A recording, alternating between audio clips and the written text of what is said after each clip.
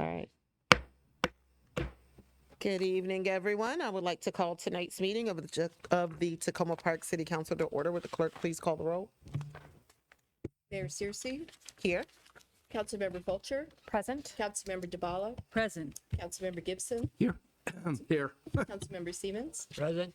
Councilmember Hanzak, Present. Councilmember Small. Here. Okay, wonderful. Well, thank you all so much for meeting with us tonight. And forgive me, I just want to make sure that I am looking at all of the things I am supposed to be looking at, because we did have, and I see it now, we did have a slight change to the agenda, where we are starting tonight with a proclamation in honor of Car Free Day, which is on Monday, September the 23rd, followed by a few voting sessions. The first is the first reading ordinance approving the installation of speed humps for the 6700 and the 6800 block of Westmoreland Ave. The first reading ordinance approving traffic calming for intersections 13th Ave and Elson Place, 14th Ave and Elson Place, and 14th Ave and Elson Street. The single reading ordinance approving a contract with the city attorney, single reading ordinance approving a contract with the legislative advocate, and a resolution providing for appointments to the youth council. Followed by two work sessions this evening. The first is on the American Rescue Plan Act budget discussion, as well as the FY 2026 budget schedule. Just as a reminder for my colleagues, on Thursday, tomorrow, September the 19th, is the Montgomery County Chapter MML meeting that is at 6:30. Also, on Tuesday, September the 24th, is the Housing Strategic Plan Implementation Forum. That's at 7:30 p.m. and will be in the auditorium with a virtual option. On Wednesday, September the 25th, the City Council will meet at its regular time of 7:30. We will start with a proclamation in honor of Rock and Roll to School Day, which is October the 9th, followed by voting sessions, the second reading ordinance approving the installation of speed humps for the 6700 block and 6800 block of Westmoreland Ave. The single reading ordinance approving traffic calming for intersection of 13th Ave and Elson Place, 14th Ave and Elson Place, and 14th Ave and Elson Street, followed by a work session on quarterly financial reports for the fourth quarter, as well as restricted covenants. On Wednesday, October the 2nd, is Rosh Hashanah. Will begin at sunset. And on Wednesday, October the 2nd, the council will not meet. Just as a reminder for my colleagues, there are 5 Wednesdays in the month of October, which is why we're taking that day. On Wednesday, October the 9th, the City Council will meet at its regular time. We will have a proclamation for the record in honor of Indigenous Peoples Day, a public hearing where we'll be convening residents around the proposed housing tax credits, resolution approving the FY 26 budget schedule, and then we will have 2 work sessions. One is the proposed housing tax credit, and the second is the budget amendment number 2. On Friday, October the 11th, Yom Kippur begins at sunset, and on Monday, October the 14th, is Indigenous Peoples Day, and city offices and facilities are open. Okay, so with that, we're going to move into our first item on the agenda for this evening.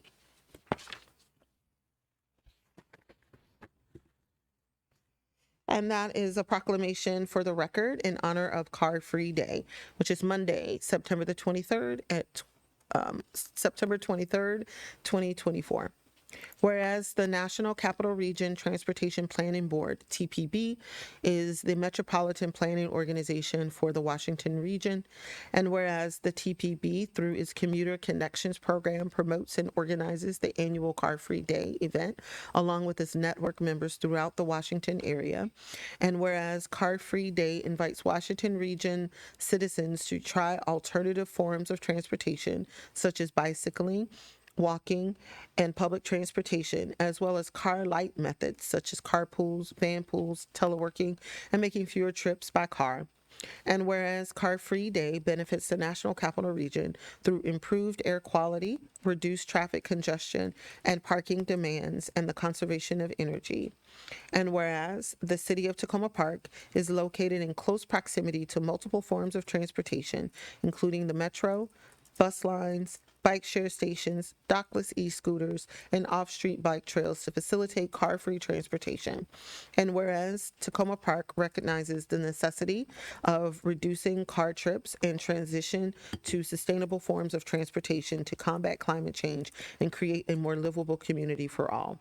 Now, therefore, I, Talisha Searcy, Mayor of the City of Takoma Park, Maryland, on behalf of the council, staff, and residents, hereby proclaim Monday, September the 23rd, 2024, as Car Free Day and encourage everyone to pledge to be car free or car light by visiting www.carfreemetrodc.org. Okay, and so now we're going to move into public comments. Do we have any public comments on voting items? Just as a reminder, there's quite a few of them. It's the first reading ordinance approving the installation of speed humps for the 6700 block, 6800 block of Westmoreland Ave. First reading ordinance approving traffic calming for intersections of 13th Ave and Elson Place, 14th Avenue and Elson Place, and 14th Avenue and Elson Street. Single reading ordinance approving a contract with the city attorney. Single reading ordinance approving a contract with the legislative advocate. And resolution providing for appointments to the youth council. Do we have any public comments on voting items this evening? Do we have any virtual comments on voting items? We do. We have 3 commenters on the speed humps on Westmoreland Avenue. Perfect. Let's see, Tamar Greenspan, Jim Walsh, and Eliza Fisher should be able to be on camera and speak. Okay, I think we have Tamar Greenspan. Hi. Thank you all for all the time and the attention that you paid to this issue last week during the meeting that we had. We really appreciated it.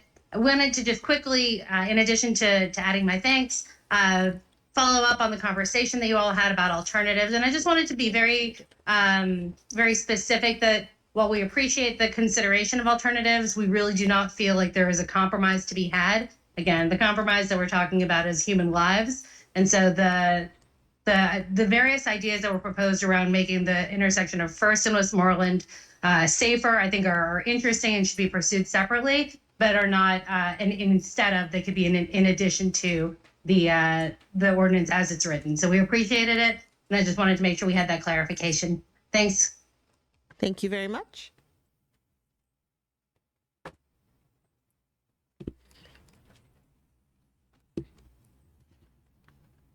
Okay.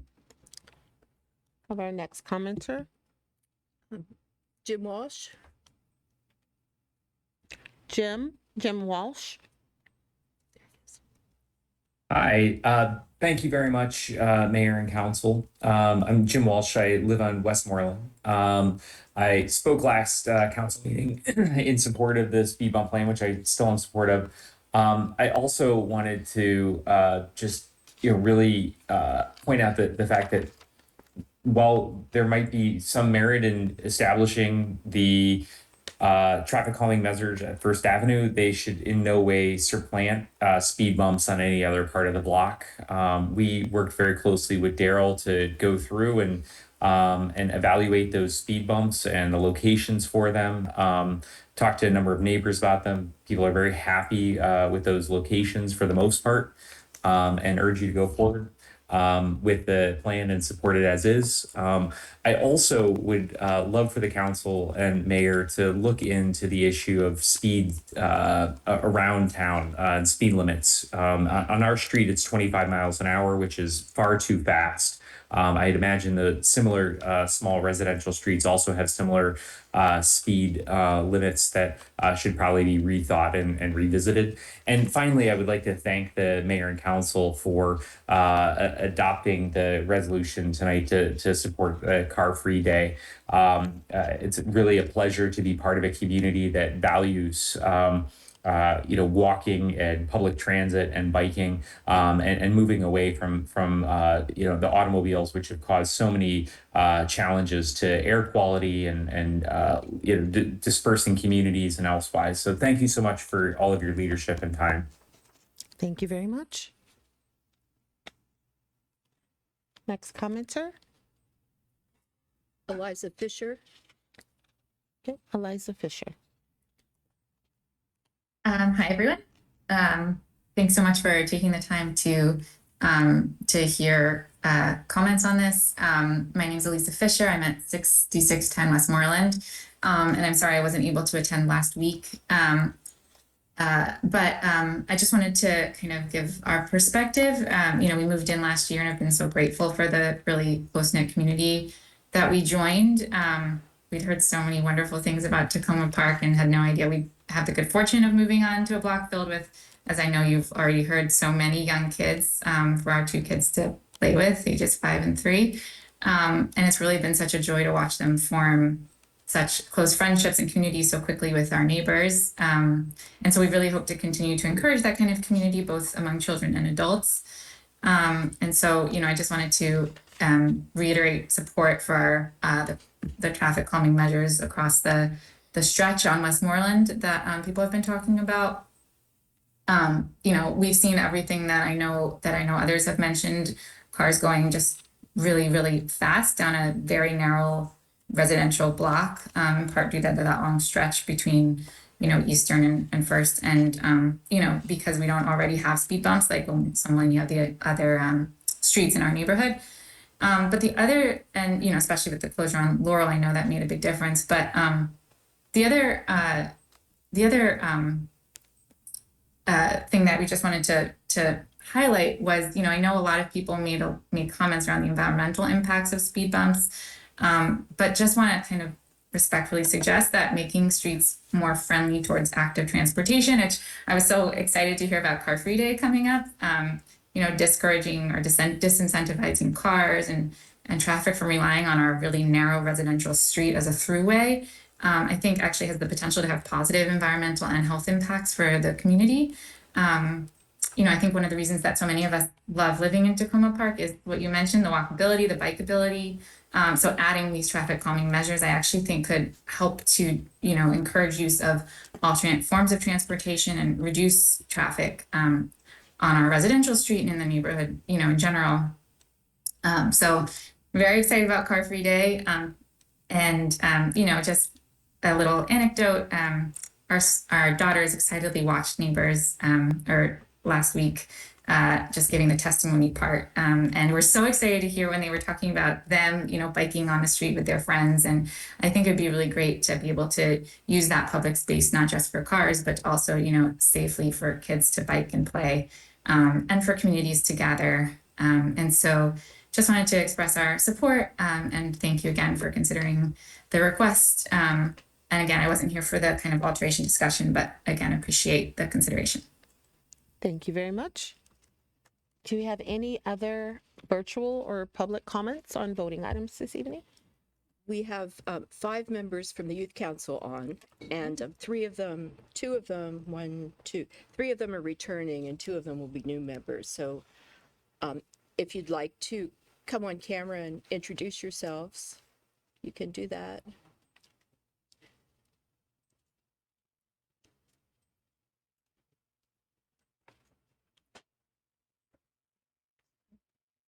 Hi there. Hi, my name is Leon Wilson. I'm a junior at Montgomery Blair High School, and this is my 4th year on Takoma Park Youth Council, and I'm excited for this term. Excellent. Hi, I'm Ani Ginsberg-Shukla. I'm a senior at Richard Montgomery High School. I live in Ward 3, and I'd just like to say hi to the council and Mayor Cersei, and thank them for continuing to support the Youth Council. It's really important that youth have a voice in our community and are able to participate in city government. Good evening. My name is Murillo. I'm a sophomore at Montgomery Blair. I'm originally from Brazil, but I've been living in the Takoma Park area for the past 10 years. And I was very excited to find out today that I was appointed to the Youth Council for my first year. So I want to thank you all. And yeah, I look forward to the opportunity of working on a lot of great things.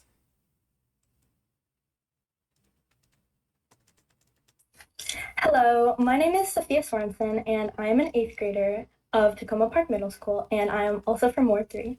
And I'm very excited to be serving again on the Youth Council this year.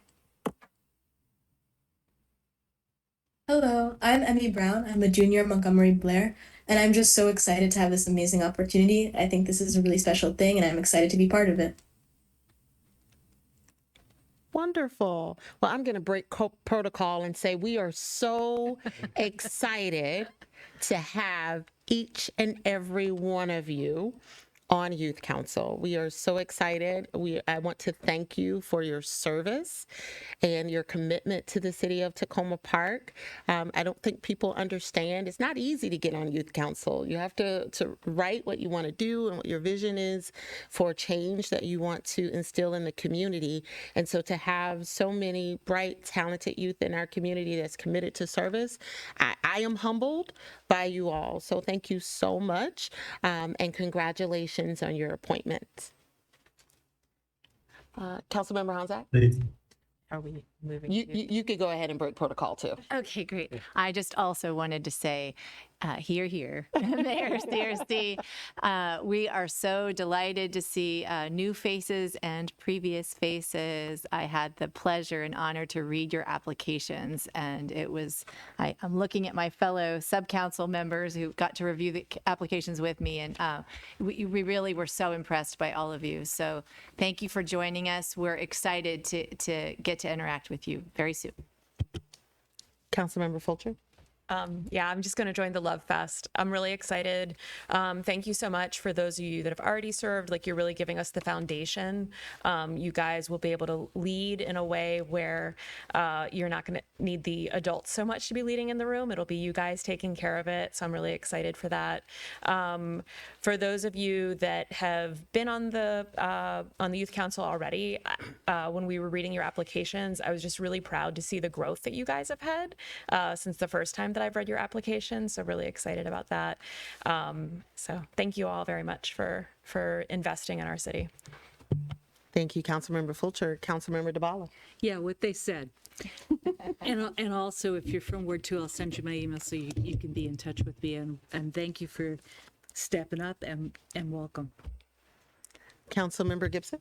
Yes, on that same point, it's great to have you, and excited for you, especially for those, several of you in Ward 3. You may not know I've got 2 more months left on council, so please reach out to me if you have any questions, and I will reach out to you just to say hi and let you know that I'm here to work with you or talk with you, whatever you want. So welcome, congratulations. Thank you very much. And so again, congratulations.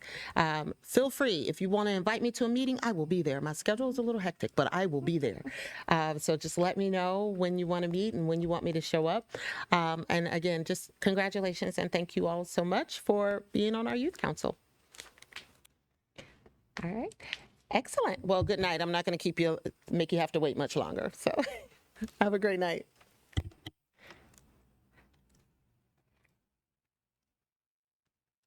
Okay, do we have, it looks like we don't have any other public comments on voting items. All right, do we have any general public comments this evening?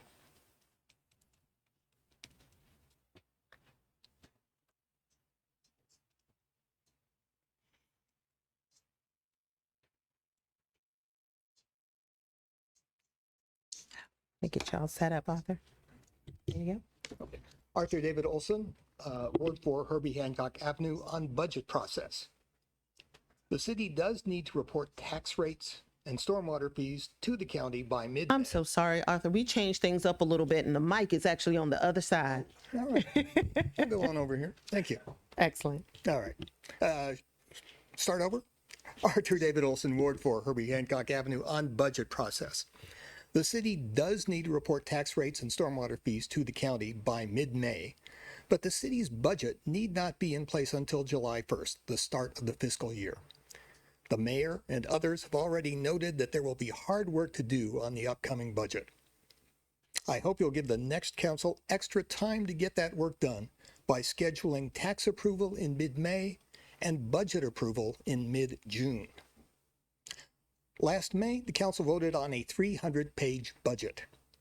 The city's website now includes a document titled City of Takoma Park Adopted Budget, July 1st, 2024 through June 30th, 2025. It runs to 400 pages. Somebody may have approved that 400-page version. It wasn't the city council. At a minimum, I hope the web's document title can be changed to City Manager's Budget so that it's clear who's responsible for it. Even better would be to simply post the budget voted on in May as the adopted budget. This would save city staff the work of producing an additional 100 pages. If city management believes that they need those extra 100 pages to make sure the city is properly run, then the council needs those 100 pages to make sure the city will be properly run, and they need them at voting time.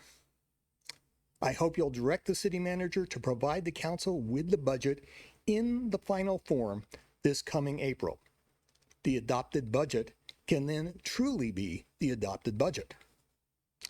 Finally, I'll acknowledge that I have a personal interest in how budgets are labeled because you can't spell adopted without ADO. Thank you. Thank you so much. Do we have any other general public comments? No virtual comments? Okay, great. We're going to move on to council comments. Councilmember Gibson. First, thanks again for the Lower Westmoreland folks who work closely with Public Works staff to propose the traffic calming measures, which I fully support. I want to hold up of particular importance is, as has been mentioned by the mayor, the housing forum this coming Tuesday at 7:30. It is a good step forward to engage the public. It would also likely raise more questions and deserves attention and time. It's one of the few opportunities that the public has for dialogue both ways, unlike the one-way communication that we have here in council meetings. There's a follow-up hearing, but I want to hold up the possibility or the need for as much public engagement at the forum as possible. I do not know yet the agenda, but my presumption is, my hope is, that there will be true dialogue to do more than explain what the city staff wants, but also to get questions and concerns by the public. And secondly, I want to hold up the Crossroads Farmers Market celebration, September 25th at noon. They will be celebrating $1 million SNAP matching checks that have been distributed. That's an amazing milestone. We should be very proud and supportive. I certainly intend to be there myself. Thank you. Thank you, Councilmember Gibson. Councilmember Honzak. Thank you, Mayor. I have various things to just mention real quickly. I'd like to thank those who came out to comment tonight. Arthur David, interesting food for thought. I'm sure we'll be talking to the city manager and other council members about that. I'd also like to acknowledge the fire that took place in at the north end of the city, just beyond the border of the city a few weeks ago. It was very fresh when we came into council last week, so I did not mention it. But there was a fire. It burned the inside of the mattress store at the corner there at Piney Branch and Flower. It directly impacts our residents. I know that at least one of my residents works in that shop with a small credit store. And there was also a stabbing. I have sought out additional information from the county police, but have not yet received that information. Would welcome getting further details if possible. As far as I'm aware, the test center, which provides a lot of county services to our city residents, is still operating. They were having to be remote because they share a wall with that center, and I hope they're back in their space this week. I haven't had a chance yet to check. I enjoyed the Long Branch Festival this past weekend and enjoyed seeing Councilmember Fulcher and Councilmember DeBala there. Thanks for coming to join us. And I also particularly appreciated that Montgomery County Planning was there with a tent, and I felt they were being very responsive. I sent them some strong words about how I thought they should do more on reaching our Spanish-speaking residents in relation to this plan, because the borders of this plan are all contiguous to the city, the north and eastern front of the city, and yet a huge chunk of that area, as well as our city, are Spanish-speaking residents, and they hadn't had much success yet with reaching them. They came with 2 Spanish-speaking translators in hand, and I understand they are also going to take up some of the recommendations that I had, and I'm sure others, to go out to some of our food distribution points where I've had a lot of luck working with our Spanish-speaking residents. And on that note, I would like to acknowledge the beginning of Hispanic Heritage Month and compliment the city on the work it's done this past year. Thank you for your collaboration on reaching many of our Spanish-speaking residents. I hope we can do a lot more in the years to come. And finally, I'd like to do a shout out to Daryl Braithwaite. I'd like to thank you for your cooperation on resolving some issues on Houston Avenue this week as the construction was going on. I really appreciated the way that situation was handled. Thank you. Thank you, Councilmember Hanzak. Councilmember DeBala. Thank you.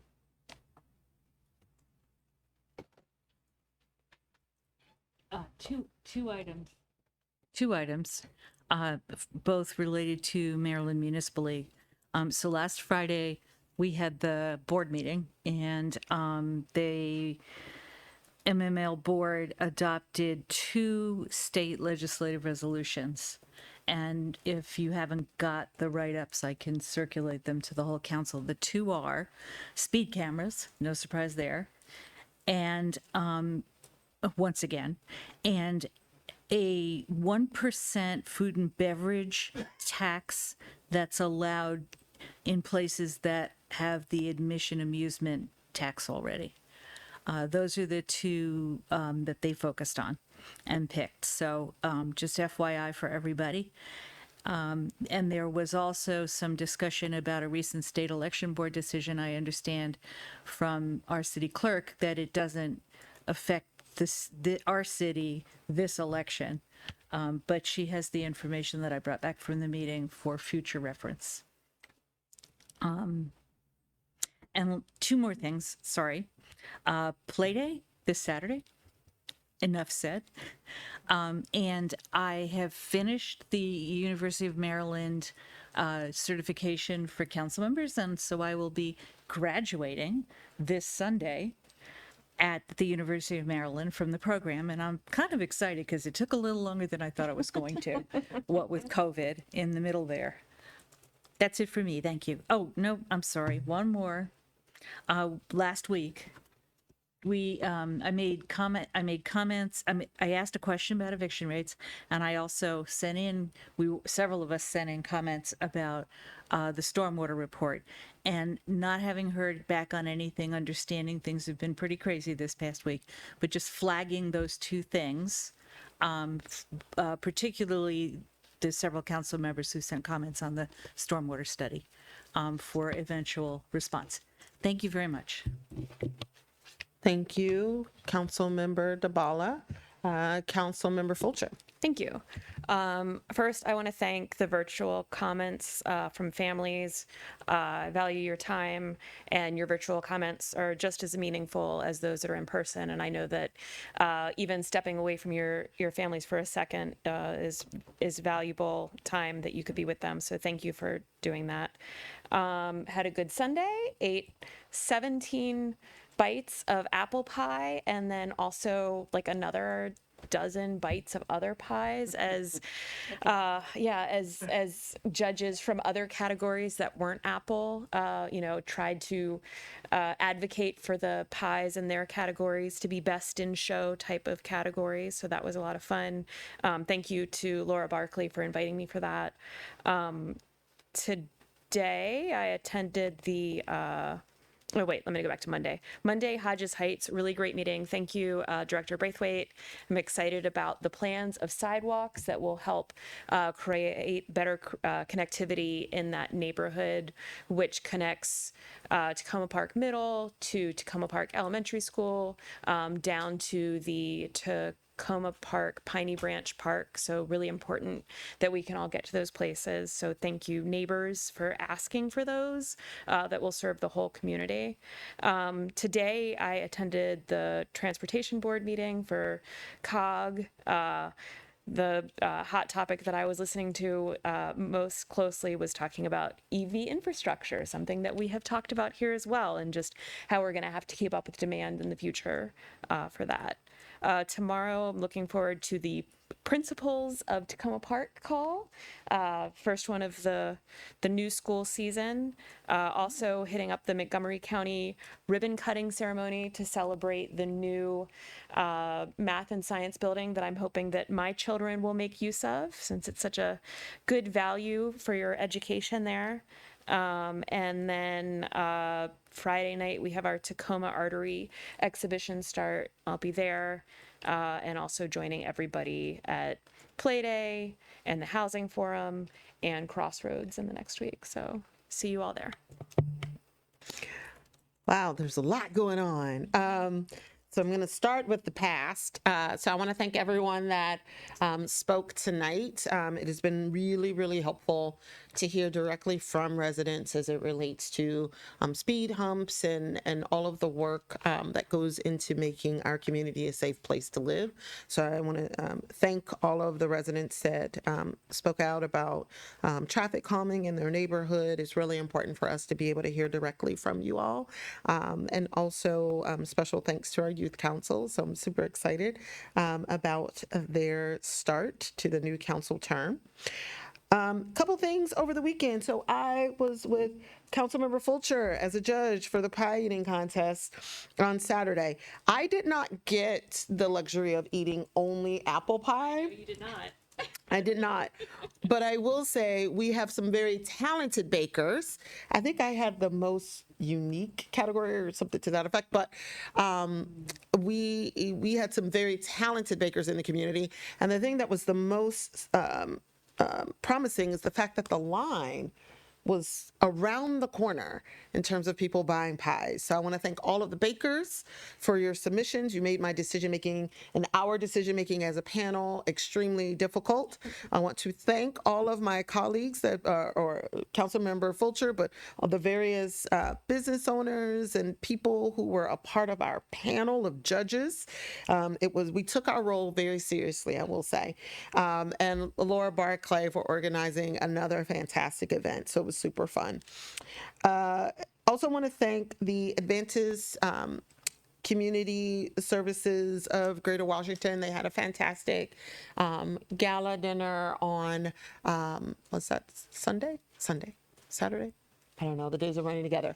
But I was joined by council members Fulcher and Siemens, and we had the pleasure of presenting a certificate on behalf of the city for the wonderful work that ACS has done for so many residents in our community in terms of food, addressing food insecurity and the like. So we really appreciate the opportunity to add on to the accolades of a wonderful organization. Also, in terms of the past, I want to just give a special shout out to our union reps from Local 400 as well as ASME. Over the last 2 weeks, I've had an opportunity to sit down with some of our union our union reps. My goal is to really try to make sure that we have a little bit more of an open dialogue so we can talk a little bit more directly between unions and our city management as well as council leadership. And so I really want to send my deepest appreciation to our ASME union reps as well as Local 400, because I think it's really important for us to be able to just have opportunities to dialogue and to hear from one another about what some of the challenges that our staff are facing. And I can't stress enough, our staff are our greatest asset. So I want to thank our unions for meeting with me over the last 2 weeks. In terms of what is coming up next, you've heard Play Day. I will have a booth. Come by, get some suckers, get some bubbles, some chalk, and let's play together. So super excited about that. So definitely want to thank Pat Play Lady for allowing me to participate in that. The millionth check. So super excited. I will be at that event. We'll speak very briefly about the wonderful work that the Crossroads has done, particularly as it relates to engaging residents that normally are not engaged, and creating a diverse set of opportunities for people to have access to services, not just as it relates to fresh fruits and vegetables, but also as it relates to access to things like COVID shots and the like. So definitely look forward to that. And that is next Wednesday, the 25th. I will be at the Village of Takoma potluck. That is on Sunday. So I will make sure to make my way out to celebrate with the village and during their potluck on Sunday.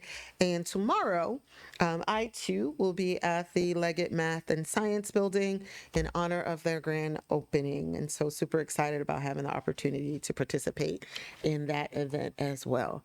So there's a lot going on. Definitely appreciate all of my colleagues as we are spanning the city and engaging with everyone, and definitely look forward to interacting with all of our residents as we're out and about over the next week or so. Unfortunately, I will say Councilmember Small is under the weather, and I believe he has had to sign out, but I'm just going to make sure that that is the case. Yeah, okay. So we wish him a speedy recovery.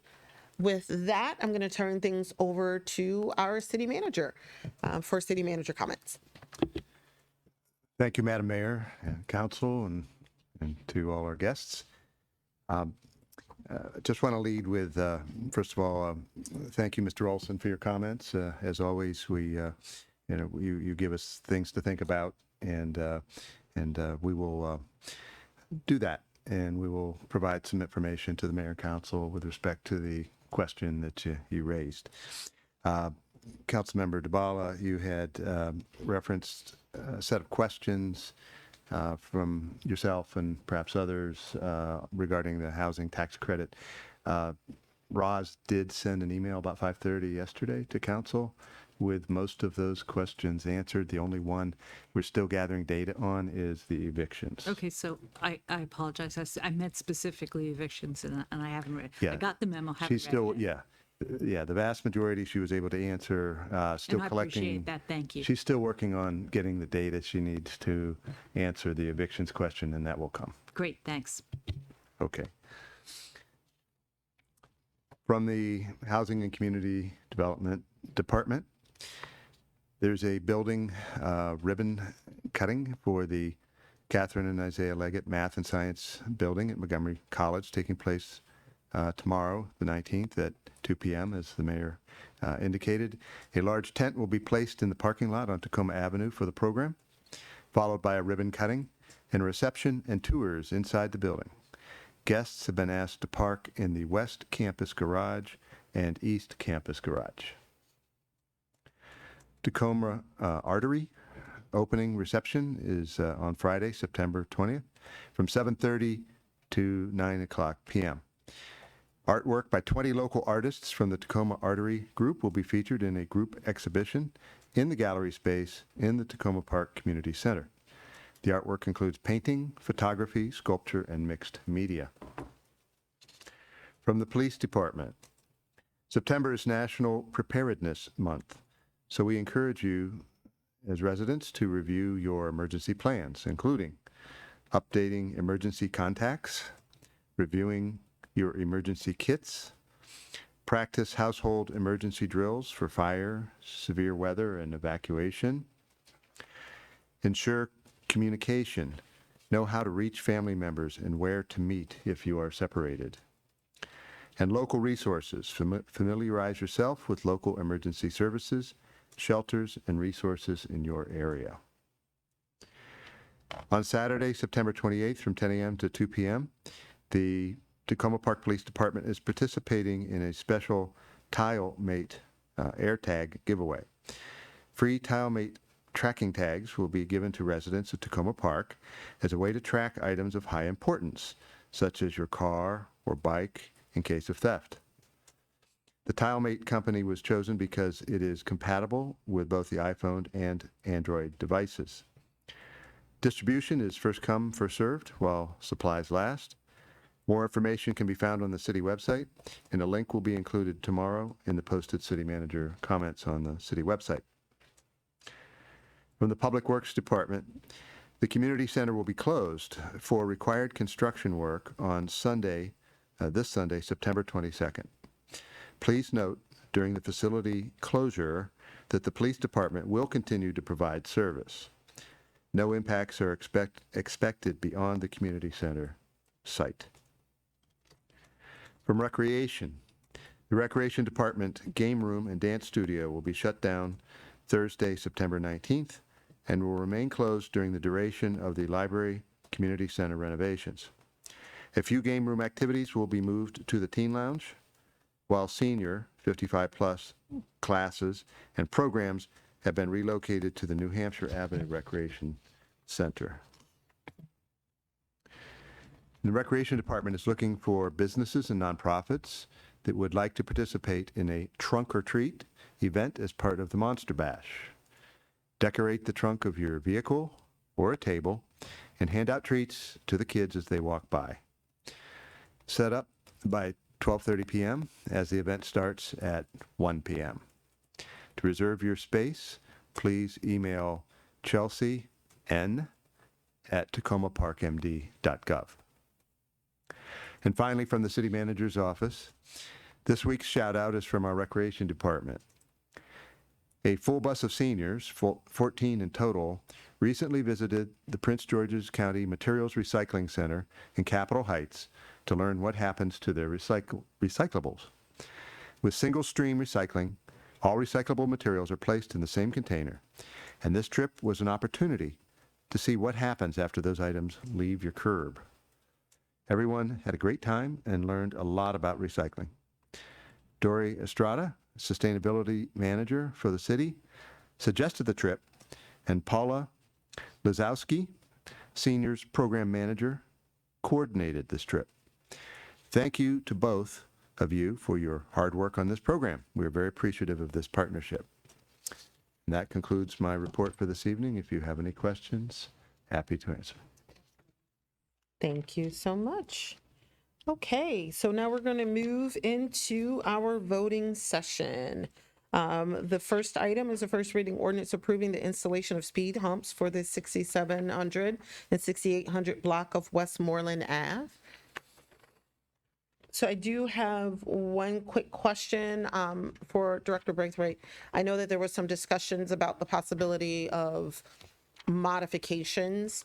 Can you just provide the council with a little bit of an update regarding those discussions? And we heard a little bit from the residents that they were in support of the original plan, but just wanted to confirm with you. Yeah, I had the opportunity to meet with some of the residents that spoke at the previous council meeting, particularly the Andrea and John, who were interested in some alterations of or options at the First and Westmoreland intersection. Based on my review of the existing situation as well as conversations with them, I'm going to make a recommendation to the city manager to add a stop sign on First Avenue. The intersection is a bit odd. There's only stop signs on Westmoreland, which is the more heavily trafficked road, and not on First Avenue. It's exactly contrary to what is normal engineering practice. So I'm not sure the history there or why it was created the way it was, but in lieu of that, we need to add stop signs to the First Avenue section because it appears that First Avenue has the right of way when it doesn't. It's two dead-end streets that cross a major thoroughfare on Westmoreland Avenue. So we'll be moving that process along. That is not a traffic calming matter. Stop signs are not a traffic calming method, and the city has a process through the city manager's office to approve signage or stop sign changes. So there'll be an internal memo being drafted and we'll go to the city manager for review and approval. If approved, which I'm assuming it will be, then we'll go ahead and make the installation, and that will happen separate from the traffic calming. Perfect. And I just want to make sure, I know that there was a discussion about raised crosswalks during last week's meeting. Is the thought that adding the stop sign and the stop signs, and it looks like there's been a little bit of making sure the stop bars and the crosshatches are there, Sure. would be sufficient? Yeah, in a conversation with the residents had raised that issue for First and Westmoreland. They were looking at it as an alternative to the speed humps in the 67 and 6800 and then the 6600 block. And we did not recommend that to be an alternative because of the length of both those blocks and the experience of cars driving too fast through those blocks. So they weren't interested in having it in addition to the speed humps, and so they withdrew their recommendation. And we've had a bit of experience with speed humps at stop instead as a stop bar. You may remember we did that at Flower and Jackson Avenue. It lasted about 1.5 years and then was removed. People just really didn't find it effective. DC has used that technique. We have not had a successful application of that yet. Thank you so much. Okay, are there any other questions or comments on this item? Okay, would someone like to move the first reading ordinance approving the, thank you, Councilmember Gibson. Do I have a second? Thank you, Councilmember Fulcher. Given that this is an ordinance, do we need to call the roll, or can we, it's a first reading? Yep. All those in favor of the first reading ordinance approving the installation of speed humps, please say aye. Aye. Do we have any opposed? Any abstain? Okay, perfect. Thank you very much. We're going to move on to the second item, the first reading ordinance approving traffic calming for intersections of 13th Ave and Elson Place, 14th Ave and Elson Place, and 14th Ave and Elson Street. Were there any modifications to this one? I didn't see any. Okay, any points of discussion? Mayor, Councilmember Small, did you want to check with them occasionally? He has logged out of the Zoom. Yeah. Okay. Yeah. And I'm not sure because he really wasn't feeling very well if he is able to be on Zoom right now. But I do know that he is in full support of, and he has mentioned that he is in support of this traffic calming design. Okay. Any other points of discussion? Okay. Would someone like to move the first reading ordinance approving the traffic calming? So moved. Okay, I mean, Councilmember DeBala moves, Councilmember Hanzak seconds. All those in favor of the first reading ordinance approving the traffic calming for intersections 13th Ave and Elson Place, 14th Ave and Elson Place, and 14th Ave and Elson Street, please say aye. Aye. Aye. Do we have any opposed? Any abstain? Okay, great. All right. So we're going to move to the single reading ordinance approving a contract with the city attorney. Are there any points of discussion regarding this item from our city management? Good evening. Happy to walk through the memo and maybe highlight a couple of the items that have changed from the original contract, if that might be helpful. That would be very for helpful. council Thank you so much, and Deputy. public's information. So as you are aware, the city attorney's contract expires as of January 1st of this year. City attorney was engaged in 2019 as part of a competitive selection process. There was a a public committee that was part of that process to evaluate the different bids that came in, and the firm Cornbrooks. And Drew, could you speak up? I Sure, can't sorry. hear. I'll move this a little closer. And this particular firm was selected at the time. They've worked with us for the past 5 years, and council held a closed session to evaluate their performance and to determine whether or not they would re-engage, and council determined that it would. So over the past few months, we've been negotiating an updated contract. This contract will be for a term of 3 years with an option for renewal of 1 year, 2 one-year terms following that. Other updates within the contract, there were some minor updates in terms of the term dates, language, tense, and points of contact. For example, in 2019, there was language about developing a tracking program. Now they are managing a tracking program. Also added a fee schedule attachment, which you'll see in your packets, which outlines the increase of fees for each year of the contract. And it's also been modified for a smoother fee increase. So there are minor increases over the course of the contract rather than renegotiating what's very likely a higher fee every few years. So this will smooth budget impacts over time. As you might be aware, we have currently in the FY25 budget $385,000 for outside legal services. We break those down. $320,000 of that is for city attorney services. The remainder is for our labor council. That's the way we divide it up. And this year, our labor council costs are down a little bit because we aren't in active negotiations. Also simplified some compliance language to merely reference the relevant statutes where applicable, rather than updating every few years what the new livable wage requirements are. Just rather incorporate by reference what's out there. And then we also removed the annual evaluation language that was at the end of the contract. That's something that council, per the charter and in the contract, this is an at-will engagement. So council at any time can decide to evaluate or move in a different direction, and it's at your.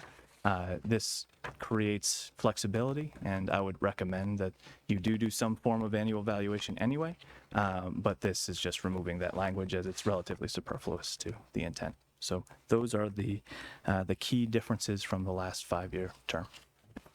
Perfect. Thank you so much. All right. I see a couple of follow-up lights. Councilmember Dabala, do you have any questions or comments? Yes, thank you. Very quickly. I didn't quite hear what you said about the fees this year, that we expect them to be lower, the total fees, not the hourly fees. Total fees, what I was referencing is when we built the FY25 budget, in the FY24 budget, we had a higher amount for our legal services, Right. because we knew we were entering into labor negotiations at that time. That's what I didn't In hear. FY25, we reduced that amount, Right. knowing that we weren't, because that's our primary driver of those. And that number is all legal fees, not just this contract. Correct. Yes. Thank you. Thank you, Councilmember Dabala. Councilmember Gibson? Yes, I just want to support the suggestion that the council have an annual evaluation process that is a little bit more systematic or formalized. I think that there's the importance of the city attorney's role, and I've learned a little bit about how contracts are written for legal staff, and so it's pretty cut and dry without any kind of what you would call performance standards, etc. So that's the way the business is apparently done, but I think it's appropriate for us as the council to look at the performance of the attorney on an annual basis. Thank you, Councilmember Gibson. Okay, seeing no more lights, would someone like to move the single reading ordinance approving the contract with city attorney? So moved. Thank you, Councilmember Fulcher. Do I have a second? Second. Thank you, Councilmember Siemens. He beat you to the punch. All those in favor? Oh, single reading, we need to call the roll. Will the clerk please call the roll? Councilmember Fulcher, Yes. Councilmember Dabala, Yes. Councilmember Gibson, Yes. Councilmember Siemens, Aye. Councilmember Honzak, Yes. Councilmember Small, Mayor Searcy. Aye.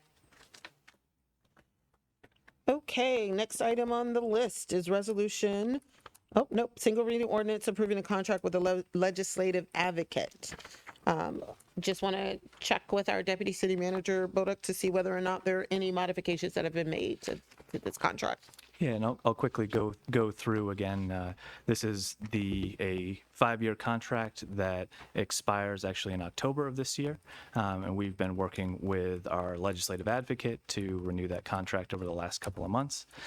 They had a very modest fee increase that they suggested, and outside of that, we worked with the city attorney to do some minor cleanups within the contract. Similar things, updating terms, updated contact information, and clarifying some of the billing things. When we first looked at the contract, it was a little confusing when it actually expired. So we've cleaned that up right now. So that will go into effect upon adoption in October. We have $35,000 set aside for this. The contract itself will be $34,777. So we are within budget. Music to my ears. I love within budget. Are there any points of discussion on this one? Okay. Given that this is a single reading ordinance first, let me say, would someone like to move the single reading ordinance approving a contract with the legislative advocate? Thank you, Councilmember DeBala. Do I have a second? Second. Thank you, Councilmember Honzak. Would the clerk please call the roll? Councilmember Fulcher. Aye. Councilmember DeBala. Yes. Councilmember Gibson. Yes. Councilmember Siemens. Aye. Councilmember Hanzak. Yes. Councilmember Small. Mayor Searcy. Aye. Okay. And last but definitely not least, we have a resolution providing for appointments to the Youth Council. Just want to check to see whether there are any points of discussion, either from our city clerk or our subcommittee before we vote. Thank you, Councilmember Fulcher. The kids in this community are really great, and this was not easy. It was not easy to eliminate people. So that's all I have to say about that. Great. Thank you so much. All right, seeing no more lights. Who would like to move the resolution providing for, thank you, Councilmember DeBala. Do I have a second? Second. Thank you, Councilmember Honzak. All those in favor of the resolution providing for appointments to the Youth Council, please say aye. Aye. Do you have any opposed? Any abstain? Okay, moves forward. All right, so we are cooking with grease this evening. Yeah. Just want to see if we need to take a break now, or folks want to get through. Or folks would like to start our work sessions. Okay, all right. So we're going to move into the first work session for this evening, which is the ARPA budget discussion. With that, I'll turn things over to, Deputy City Boduk. Yep. I'll walk through. You it. have the floor. Yeah. Thank you, Mayor. So here we are. So back during the FY25 budget process, this was identified it was identified under the emerging issues category, although that was sort of our form template to have that. It's a pretty known issue that we were going to have this at some point. But fundamentally, the city received $17.5 million in ARPA dollars a couple of years ago. And for a community our size, that's about half of our annual budget. Is a huge amount of money. And one of the things when I first got to Takoma Park, and that really attracted me to the ARPA manager role, was just how ambitious and thought out the ARPA program really was here in Takoma Park. Seen a lot of communities just sort of say, okay, we got these capital projects, we're just going to plug it into that and move on. Takoma Park had an engaged public process, hired a consultant to talk through what different programs and initiatives the city wanted to see, and came up with about 30 different programs. And as you can imagine, over the past couple of years, we've done our best to implement those programs. But now looking to the future at our deadline of December 31st of this year, our requirements are very strict with U.S. Treasury guidelines that funds must be obligated.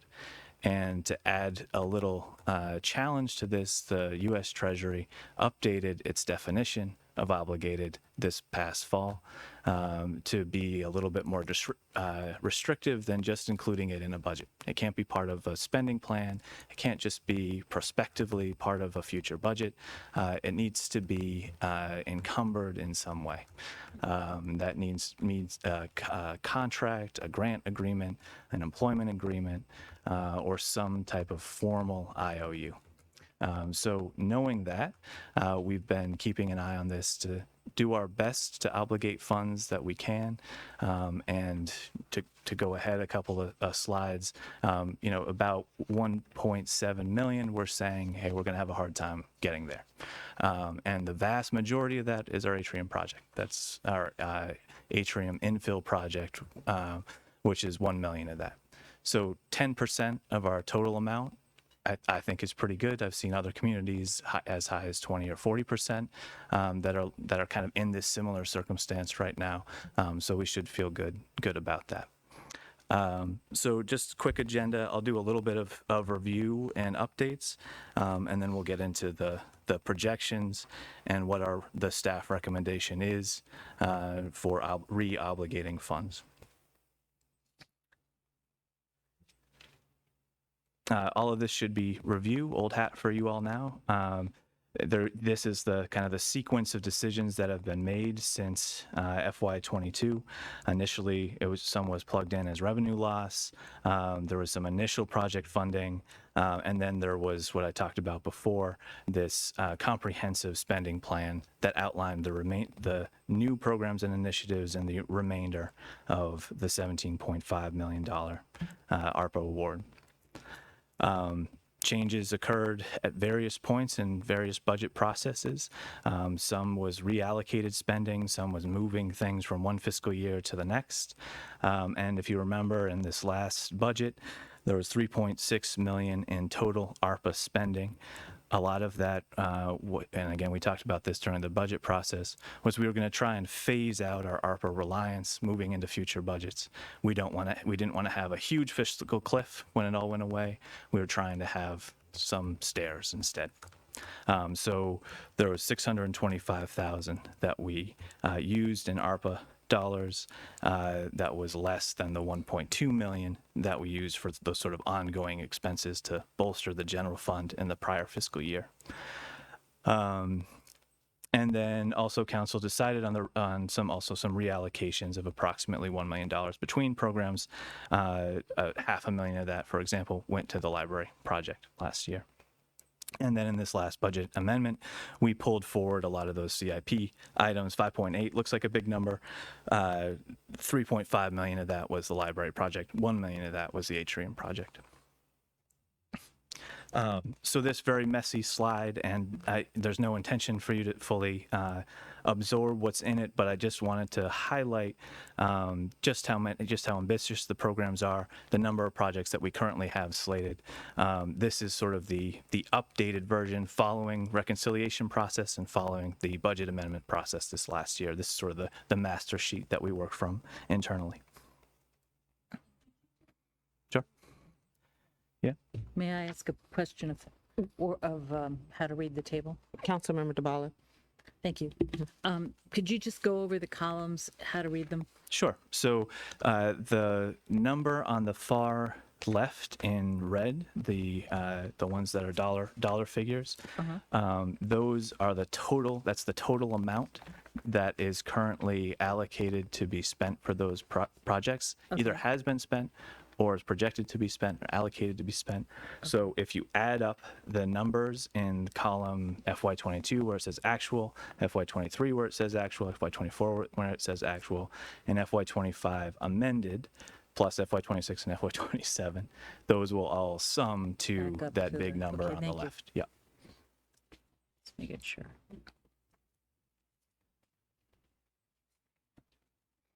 And again, we spoke about this before, but I also want to highlight something that we've also kept our eye on is the Treasury says that municipalities can take a standard allowance for revenue loss rather than having to go back and calculate the amount that they of lost revenue that occurred as a result of the pandemic. Municipalities our size can take up to $10 million as revenue loss, which is an expenditure category. And revenue loss is very broad. That means it can be used for any government purpose. The remaining 7.5 million must be used for a different ARPA expenditure category. So it cannot be used for that broad revenue loss. And I kind of throughout the document just refer to that as non-revenue replacement programs. So that can be things like administering the ARPA fund. That can be, that can be the social programs that city has launched, the rental assistance, the mental health clinicians. Those all fall into that other category of other ARPA expenditures outside of revenue loss. And again, definition of obligated, and the award must be spent as well by the end of 2026, which is midway through FY27.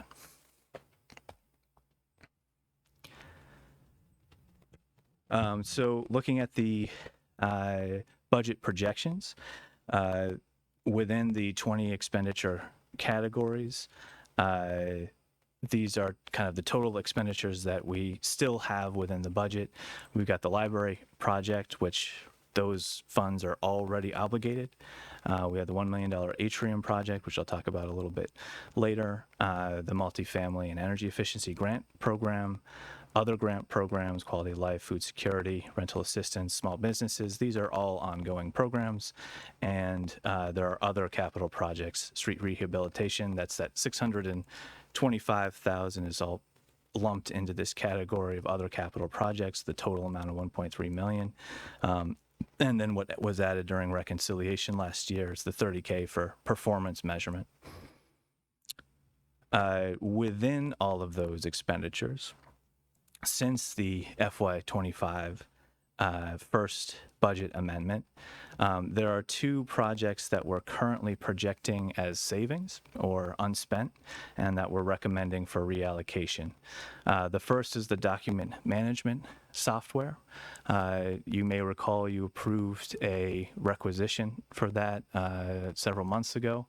The bids that we received ended up coming in below what we projected. We projected $230,000 and we have about $75,000 in savings on that project. And that includes our ongoing licensing fees. It's a Laserfiche program. And those licensing fees, we even spread out through FY27. So that's inclusive of that, we still ended up with a good chunk of savings. And then public space management, this is $23,000 that was set aside for the public space management plan project. And there's a remaining balance of $23,380 that we're recommending at this point to reallocate.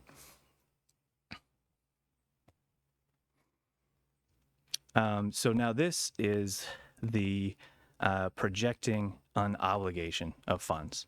So this is where this is that known issue that we had coming. Here are the programs that we've done our best to try and obligate in some way, but looking towards the end of this calendar year, it very likely won't be obligated in a way that's satisfactory to the U.S. Treasury. The first of this is emergency rental assistance. And I can't remember whether we talked about it specifically during FY25 budget planning publicly, but we certainly talked about it a lot internally when we were thinking about which programs to use for ARPA. We were thinking about this deadline. We specifically did not add dollars to the emergency rental assistance from ARPA in FY25. This entire budget is carryover dollars from the prior fiscal year. And the way we manage the emergency rental assistance program is it's a first come, first serve basis. So as the need arises, as folks contact us, we'll come up with a grant agreement at that point. But the problem with that is that's not obligated under the U.S. Treasury rules. So our burn rate, more or less, isn't fast enough to keep up. So we don't want to be in position where we have an ARPA funded program and at the end of this calendar year we can no longer re-obligate it to some or reallocate it to some other purpose. So, the current budget's about 170,000. Looking at past quarterly uses of this grant program, we average around 15 to 30,000 a quarter. So I'm being very conservative with this estimate. When I last looked a few weeks ago, to fiscal year to date, we were at about 20,000. So a very conservative projection to say, there's about 30,000 we'll be able to both obligate and spend this calendar year. And there's this remainder 140,000 that we should figure out something else to do with now. The Community Connectors program, I spoke a little while ago about our initial goal, our initial concept about a year ago was to potentially hire an FTE to help us come in, increase some staff capacity, and help us develop, this unique program. Since under the new city manager's leadership, we've reevaluated that program, had some members with conversations with individual members of the council, and we'll be having a follow-up conversation with a nonprofit group this upcoming Monday. So more details to come on that. But we felt in order to have maximum flexibility that the full 350,000 of this, let's be on the safe side and let's consider another use for now. The community center renovation project, that's the atrium infill project. The goal was to wait until the library project was complete or more or less complete to consider contracting with a firm to start this project, as well as to go after potentially other funding sources to offset some library costs that might be able to come from this line instead. So as we've been doing that, we're not going to be able to have a contract in hand by the end of this year. Recreation Center redevelopment, there's 160,000 set aside for that program, as we don't currently have steps in progress to advance that program. We're suggesting that perhaps this be set aside in another way rather than trying to obligate within the next few months. And then there's that ARPA savings that we talked about before. So on top of that, so that's the amount just that sitting here today, we're saying, hey, we're not going to get there by the end of this calendar year. In addition to that, staff is recommending including re-obligating $550,000 in the mental health clinicians pilot program, as well as $400,000 in unanticipated reserve. Unanticipated reserve in this circumstance means if we come up with, in the future, in the next 2 years, as we're spending down the ARPA amount, if there are other circumstances where we come up with savings in a budget line, think about the document management software or the billboard, what are they called? The bulletin boards, thank you. Bulletin boards, where we ended up with significant savings in both of those lines. Or in ARPA administration costs, if there's salary savings in any of the positions that are currently ARPA funded right now. If we don't plan for that contingency in some way, we might be left in a circumstance where we no longer, after December 31st of this year, we no longer have the ability or flexibility to reallocate those funds to something else. So this is a built-in buffer to provide some flexibility if that occurs, and it's very likely that will occur in some way. The mental health clinicians pilot program, that is also, that's a circumstance where we feel that there may be the opportunity to receive funding from a different source. And as we wait sort of the final word, whether or not we receive that funding source, we want to, again, have the flexibility to use that funding source instead of ARPA funds and to be able to use ARPA funds for something different. So the concept would be to re-obligate those funds now, continue to use those funds in a way I'll talk about later, but for now, re-obligating them to, as we anticipate, other funding.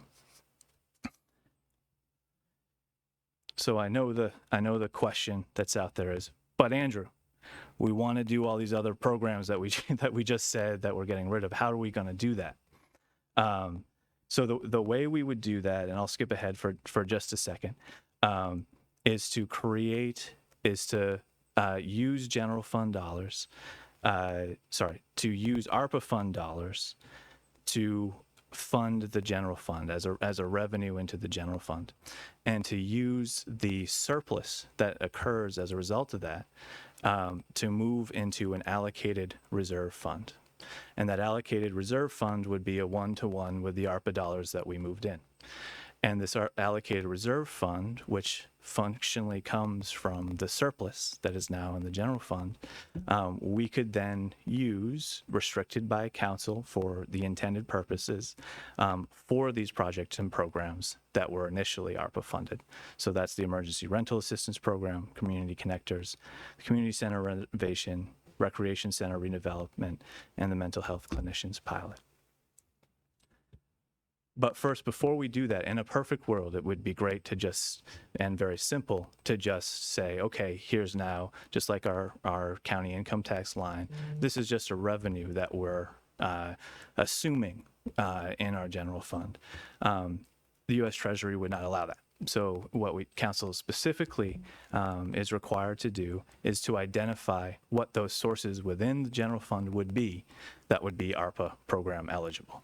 So the senior leadership team spent some time over the last few weeks looking at current expenditures within the general fund, meaning expenditures that we budgeted for and that we raised tax dollars for this year, to identify programs where, again, where one, they're ARPA eligible programs already, they fall into ARPA expenditure categories,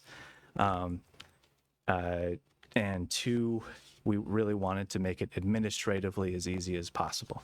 So we looked for sort of big ticket items. So when we come forward to you in a few weeks with budget amendment number 2, it's not, 50 or 70 budget lines. It's a couple of large budget items.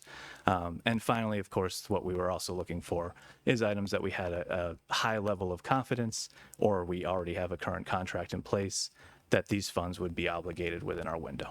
So ensuring that as well. So this is the list of items that we came up with. Happy to talk, any specifics with you, but again, those were sort of the 3 criteria that we looked at as we looked to allocate these funds. And one other point I want to make, because I can understand that there might be a concern, let's say sustainability manager, the fact that we're going to be funding that through 15% of that salary and benefits through the ARPA fund now. Well, won't we have to increase our budget by that amount next year? The answer is no, because of this swap, we already have built-in tax capacity for those roles. So if we talk about, again, the funds we raised in FY25 through taxes, that will be the same when we compare the budgeted amount that year to budgeted amount next year. It will be the same.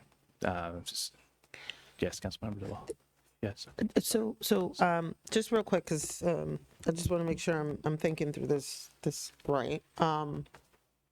It sounds like what we're trying to do is take the items that we know we had already budgeted some portion of their costs for, basically doing like a money swap. Like it sounds nefarious, but it's not. It's basically saying we were already planning to budget for these items. We need to swap out the ARPA dollars with items that we know we already have contracts in place and already are ready to spend. And so we're going to put in a special reserve fund, do the necessary swaps in terms of the monies. And then does that mean over time? So like, let's go back to the prior slide. Right. So, for example, if there were aspects of like emergency rental assistance that we still wanted to make sure we were able to do, but we're not able to use the ARPA dollars because of the amount of time that we would need to actually show that it's reflected in the contract. Right. So if you go to the next slide, are we saying that we're swapping projects that are within the budget with the ARPA dollars, so we can take those monies and put them in the reserve, that we could use them for the purpose and that don't have the same requirements, so that we could use them for the purposes that we originally decided to use them for under ARPA. That's the general concept. Okay. And I would say from the Treasury standpoint and from our compliance standpoint, what council is deciding to do is they're saying Treasury for a reason said you have until the end of this year to obligate funds. So council is just saying, okay, we had this plan to obligate funds for these things. We're not going to do it in time. And what we're going to do instead is we're going to obligate them to this other purpose. We have this other suite of ARPA eligible activities Right. that we had already budgeted for, that we already have mechanisms in place to spend within the appropriate time, that we're now going to use ARPA dollars in complete nature or partially to fund. And then the monies that we had originally budgeted that aren't covered, that basically like for the webmaster, you know, what, 20% of that was going to be, well, 80% of that would be the revenue replacement. So that portion would ultimately go in some reserve or however we want to figure it out, to that we could use for some, those are city dollars that we can then use for some other purpose. Well, if the council decides we want to use them for the original purpose that was outlined under ARPA. Right. Okay. Yep. Got it. And what this does is it gives a future council the opportunity to really all it does is it provides flexibility. It provides flexibility because that once the funds are in an allocated reserve account, again created by this surplus that we would suddenly have in the general fund, then future councils would have the ability to, for whatever reason, they could expend them beyond FY27 if they wanted to. There's all the flexibility in the world that you would have at that point. Okay. And real quick, was there thought around, we heard from with the library presentation that we may need to add additional reserve funds. Are reserve funds something that is, according to the Treasury, something that would be considered obligated because it would fall under, I'm sorry, the contingency funds, I'm saying reserve. Is that something like putting something towards a contingency for a project that has a contract underway, for the Department of Treasury, is that considered obligated? No, it would not. It would not be. Yeah, it would not be. But I mean, there's a couple ways to get around that. I mean, we can. There's an order of which funds we spend in the library program, and the first one was our bond proceeds. Needed to spend those down first. The second one is our ARPA dollars. Need to spend those down. Following that, we have the. And there's also some state earmark dollars and other things, but. And then the last in line is our cable grant, right, which is a big amount. So if we end up, our contingency ends up being part of that cable grant dollars, our savings would be there rather than in ARPA, if that makes sense. It does. So the order of operations. Thank you. No, that makes sense. And so it would be helpful to know whether or not, and maybe that's not a decision we have to make now either, right? Because if this plan is executed, future councils would still have that secondary reserve bucket that they could choose to use towards reserve for the library or for some other purpose. Right. And to go back for a second to the mental health clinicians, that 550 that we're looking to re-obligate and move any surplus again that we have in the general fund into this special fund. We are anticipating another funding source. We put in a congressional earmark request that has made it to the next phase. If we do receive that, that's an $800,000 request that is for ongoing operations of our mental health clinicians program. So if we had those dollars, that would be, and again, it's a 2-year pilot program with the intention that it would be taken over by the county at some point in the future, that we could reallocate that 550 that's now ARPA that's going to be in this allocated reserve. We have another funding source. We're not going to need that anymore. Something like that could be used at that point. It doesn't have a home at that point. Could be used for the library project. Okay, great, thank you. Councilmember Siemens? Thanks, Mayor. Mr. Bullock, I'd first like to say that I am truly impressed with your ability to follow these numbers and work through this maze of financial maneuvering to keep us on track and keep us legal. Yeah. I think it's impressive to me. I appreciate that. And I promise you that I'm not as adept as the mayor is at understanding some of this as we work through it. But I do have a concern, and that is the atrium project. It is it's kind of a can that's been kicked down the road many times through the years, and we have several goals with that plan, and not the least of which is the improvement of working conditions in the police department. And I think it is I think it's a problem that that we have kicked down the road too many times, and I'm not confident in looking at the numbers as they've been presented tonight that the $1 million is what we need to do the project, and that it's going to be available, and that we are actually going to do it within a reasonable time frame. I guess what I'm looking for is what kind of, where are we on that project, and you know, is the $1 million going to make it? And if not, you know, what do we have to do to get the amount of money? Do we know the amount of money it's going to take at this point? And how much do we need, and how can we get it done? And I'd like to see it done for November 15th. Yeah. Great question. See. Yeah. Thank you for your question, Councilman Siemens. It's a good question, and we're happy to provide a little additional information on that. One, as you might recall, approximately $1 million is set aside, was tagged in the ARPA budget for this purpose. You might also recall that the Mayor and Council had sought, and we achieved, a legislative bond initiative component to this project as well, for, what was it, 200,000 in addition. Okay. We've been working with Daryl, our Public Works Director, to try and get refined estimates for the project, because when it was first conceived of and initially budgeted in ARPA, that was several years ago, frankly. And so prudently, my staff engaged the architect again, and we've got revised numbers, and we feel that with the $1 million, the 200,000, and a little bit more, we're still in the ballpark on the cost. The reason, and none of us wishes to see a delay in this project, but I guess part of the hard reality is that it was always conceived of as being done after the library, not for any other reason than really logistics.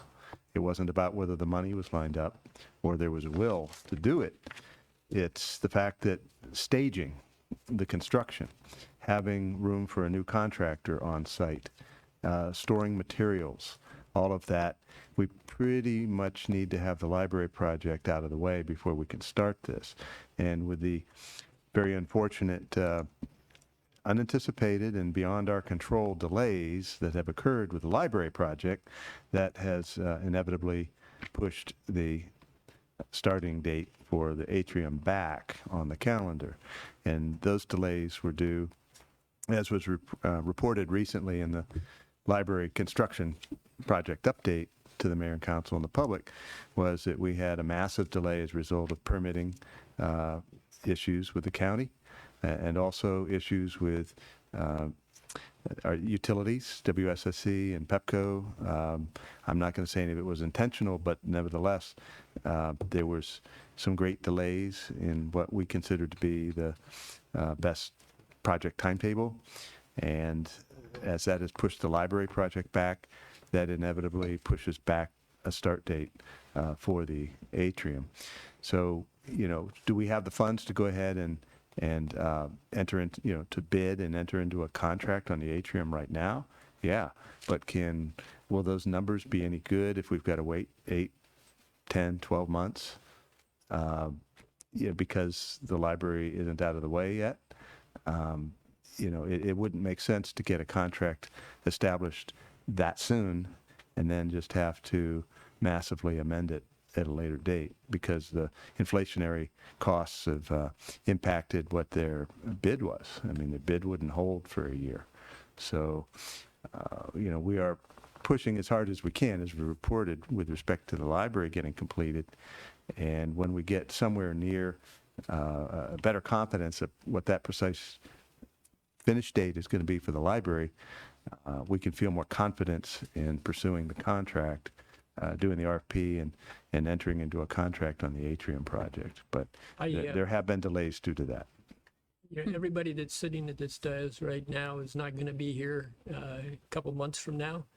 And so I would just like to understand that you understand the priority of this, that it needs to be a top priority for the city to get this done, not just because of space and not just because of noise, but because of the conditions of the police department and the effect that can have on staff. And it's in a department that we have been so pleased with their performance over the past few years and changing the culture of the department into what better fits the city.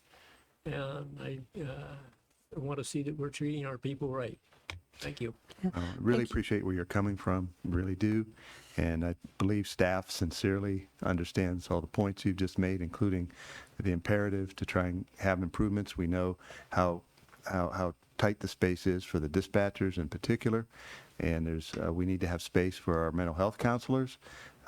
We have one on board now. We're working through the county to get a contract for a second mental health counselor. We need to have that. They will need to have space, offices and meeting space with which to work, and other improvements that come with the atrium project. We certainly do understand that. I've been trying to give police employees sort of a running status report on this as recently as today. As Madam Mayor mentioned earlier, we met with Local 400, and we did talk about this. We talked about the atrium project and the fact that, sadly, delays beyond our control, but that we're still committed to doing the work for the good reasons that you just mentioned.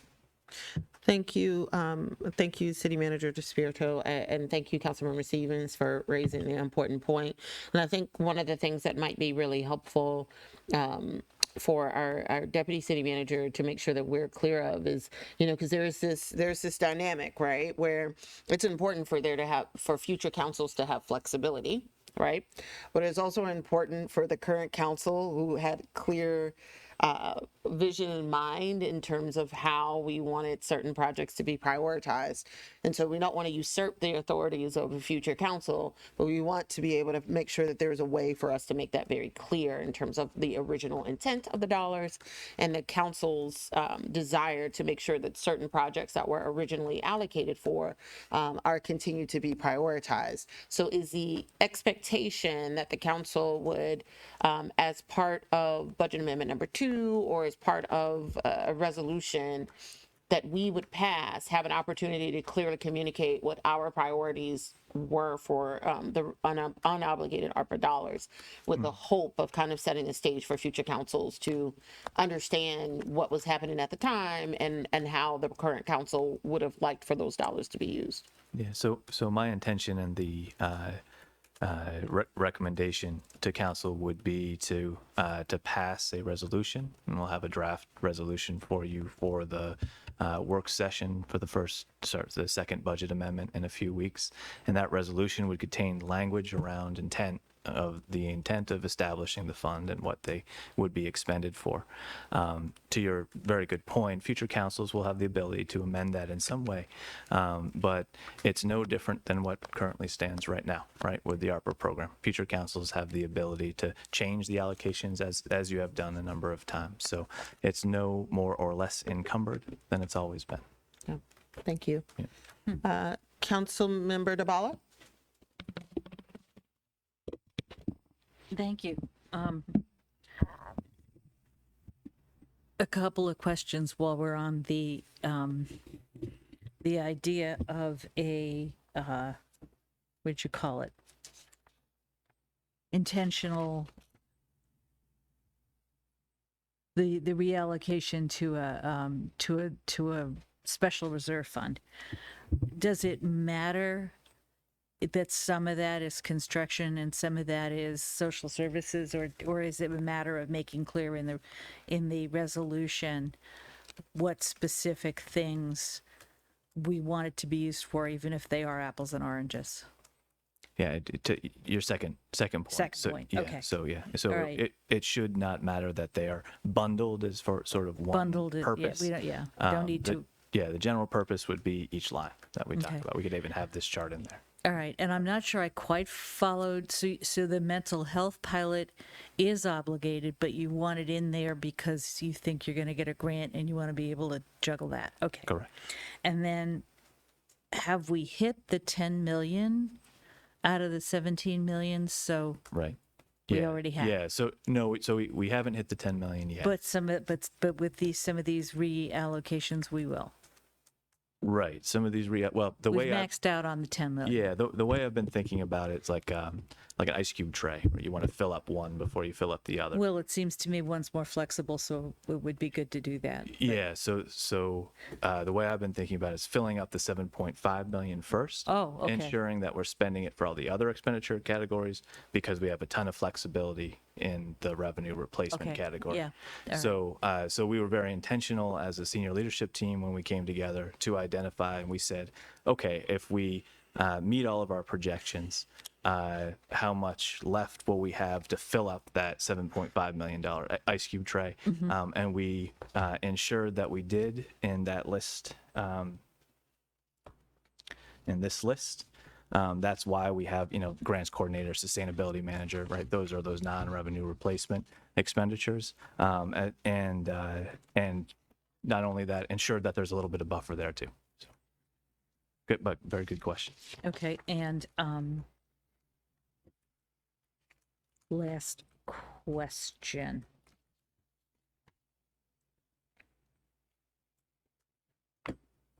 Are we making any actual changes in the program plan, or are we juggling funds? Yeah, so we're still intending to do some of the things that aren't completely done or started.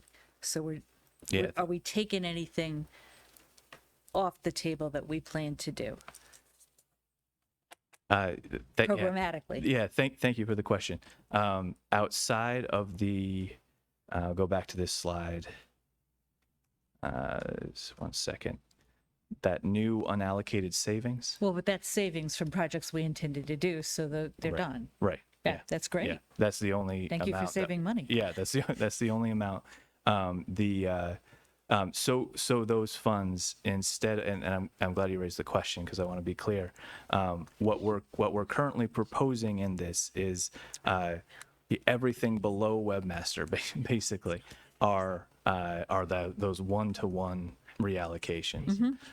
Webmaster is utilizing the surplus funds that we have, the savings funds, and there's a proposal to provide additional support for the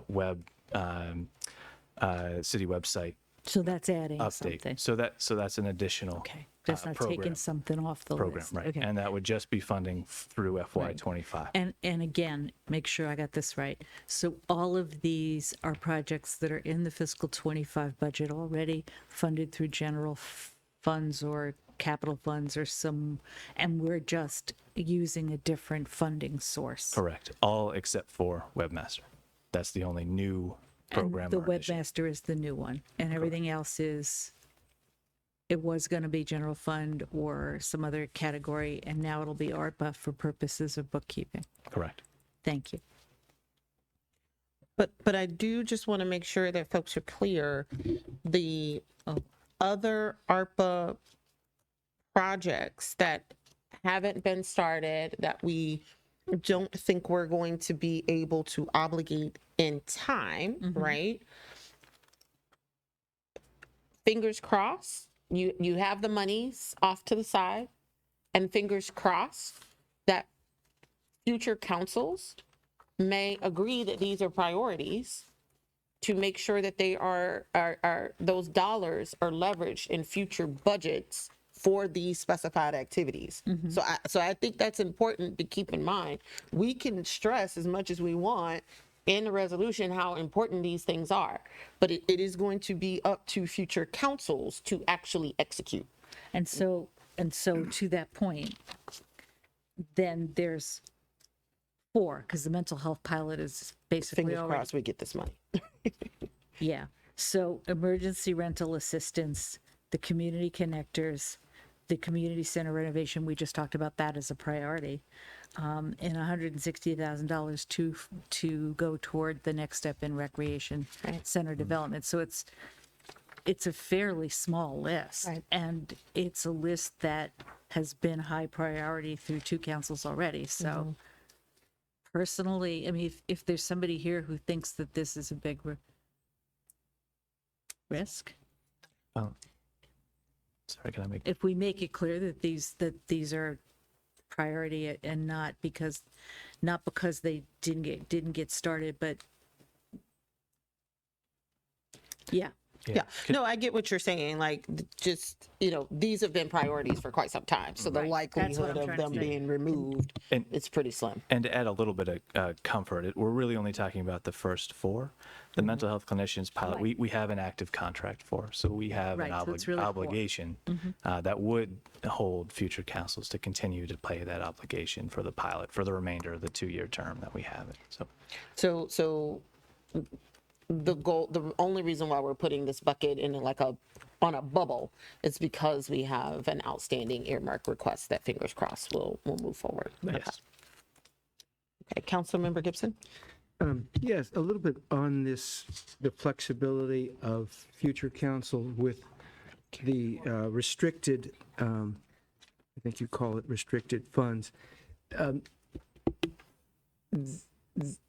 Would the future councils then, for example, in order to avoid a tax rate increase and deal with our structural deficit, would they be able to use it for those purposes if they felt that was necessary? Correct. They could. Because otherwise, these funds, correctly, this is in no way aimed at filling our structural deficit right now.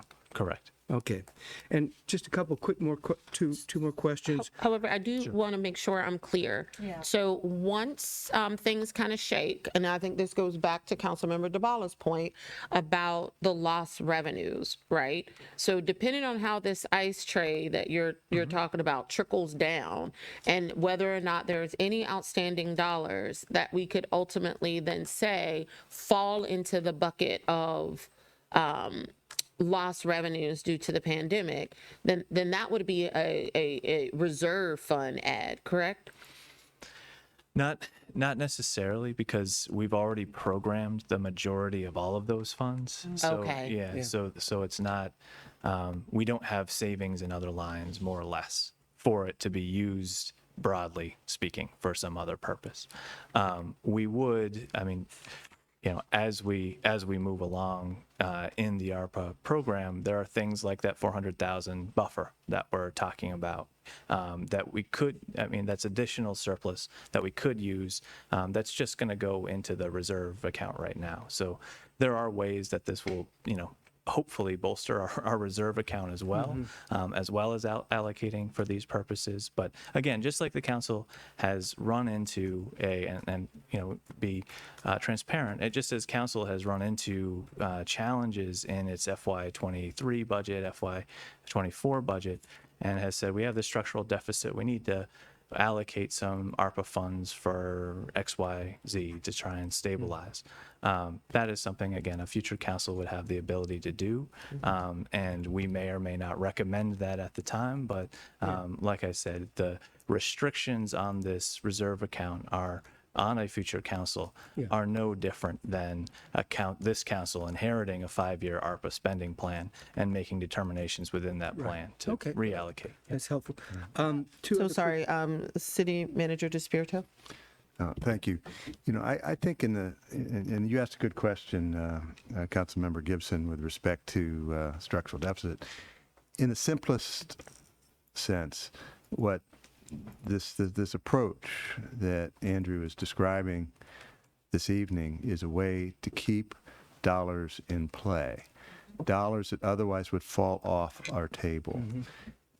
In the sense, to that point, you know, it gives you more to work with in the future, and you know, given the election cycles, the next council, but nevertheless, the standing body, the elected officials, will have more resource to work with than we would if we don't do this. Monies that would otherwise need to be obligated cannot be, and thus are not available to us in the future. So to the extent that this gives you more means, it gives future councils more financial means to pursue your priorities, your projects, initiatives, the things that you want to do in the budget, I would argue that it does, in a positive way, address a structural deficit, in that the alternative is that you wouldn't have funds. You wouldn't have those funds, and you'd have to find them elsewhere. Well, where would you find them? Well, further use of reserves, potential property tax increase. You know, you'd have to go to, if you were committed to still doing all those things, but not have adequate funds brought into play by this technique, then you would have to find the other ways. You might be digging your hole deeper with use of reserve funds, for example, and increasing the size of the structural deficit. Alternatively, a new revenue source like additional property tax would be hypothetically another way, although not one that we're recommending. But either way, you would have to find that resource in order to do all of these things, unless we do this. So I just kind of wanted to just boil it down to kind of a very simple concept, and I think it does have a positive implication for addressing our, certainly at least in the next fiscal year, of helping to address the structural deficit issue that we have. Thank you. So, with regard to the estimated, I guess the 10 million is almost all spoken for. That has to be the ARPA funds, that the maximum in that one category, right there. I was wondering, do you have an estimate of what our actual revenue loss was during the pandemic? A calculation was made initially all the way back in, I believe, 2021. And I think that was about 1.6 million at that time. You know, it's something that's very hard to calculate, and that number has continued to grow over time as we've seen things like, for example, our recreation programming. Or probably this year is probably the first time we've hit a number that might be close to what it was pre-pandemic. So that initial number has continued to grow. But again, the U.S. Treasury, in its amended final rule, gave municipalities, again, the size of Takoma Park, the ability to use a standard allowance. Right. No, and I'm grateful that we do. I was just kind of curious. So you were saying that the original estimate was 1.6 million. It could, just for the first just for the first year. So we've got. That's built over time. I don't know when it ends. Actually, I guess as long as the ARPA funds are available, would that be, or was the COVID years specifically a couple of years, or how? I haven't looked at the definition of revenue loss in a while, but yeah, my understanding was that, you know, any revenue loss caused by the pandemic, which which I would say extends to, you know, these future fiscal years that we've had. Yeah. Okay. And then it doesn't, you know, I would would argue again, the intention of the act was to help municipalities deal with the challenges of COVID and then and then as a trickle down for individuals as well. Right. And one of the things that we saw, for example, right, was because we put project delays on things like the atrium and the library, right, we had increased expenditures as well. So it's not technically revenue loss, but in a very similar category, it's an increase in expenditures that was a direct cause. Of Indirect. That's a good point. One other, just kind of small amount, but so the public space management funds were reallocated at 20-something thousand. What is this? Is that because we can't obligate? Was it? I have no idea what the status of the public space management projects are. I don't remember. After we spent a very, very long time revising that, where are we with that? Yeah, so the intent of the $23,000 was to essentially do a demonstration program. I think when we budgeted those dollars, we hadn't had a chance to actually implement the rubric that the public space management plan gives us. In the FY25 budget, we did allocate specific dollars to specific programs. But more importantly, I think the way in which we discussed how we would use the rubric moving forward is that during the budget cycle, we would present council with a list of potential projects based on projects that staff create, projects that are of council's interest, perhaps projects that actually come up through community conversation. And then we would present priorities to council, and then based on council's determination, we would allocate those dollars in the budget. Do that. So we have projects in the FY25 budget already, and thus the demonstration projects that we anticipated using the $23,000 for don't really exist. And so in FY26, you actually see the projects come to council in the way that they are intended to. But because the projects are already incorporated into the FY25 budget, there's no use for the 23, so we need to reallocate those dollars. Okay, I'll have to follow up with you to be more familiar with what those projects are that are already in the budget. Sure. I didn't, so I'll follow up with you. Okay. Councilmember Hanzak? Yeah, thank you, Councilmember Gibson, for those questions. I was thinking, could you remind us exactly how much we spent on the direct cash programming as I think about the trickle down and the impact of the program on residents? Because you said it was 1.6 million initially, but there was also a substantial amount of just direct cash outflows to residents. Yeah, so we spent approximately 1.5 million in direct cash assistance Thank you for program. that reminder. Yeah, and a number of other services I know that the previous council provided. So actually, I just have a quick question. Really, it's going back to this concept of how to think about this reserve fund, and I'm wondering if I can sort of present you with the way I'm thinking about it, and if you can tell me if that sounds about right or not, and how. So in a typical year, as we get to the end of the fiscal year, if there are funds that haven't been spent on any given project, it is my understanding that what our current practice is that we would then take those funds and even though the managers and directors of each particular department know where those funds were going to go, and even if they still intend to finish some of them, unless they're under contract, in fact, those funds don't go into any special reserve as you are proposing here, but in fact they go back into the unallocated reserve. Is that right? Yeah, so that yes, Yes, fundamentally that's the way we do it. It doesn't happen very often that we don't, and it's not a contract that we're looking for. I think the accounting term is an accrual if it's so you're still technically kind of spending it in the prior fiscal year.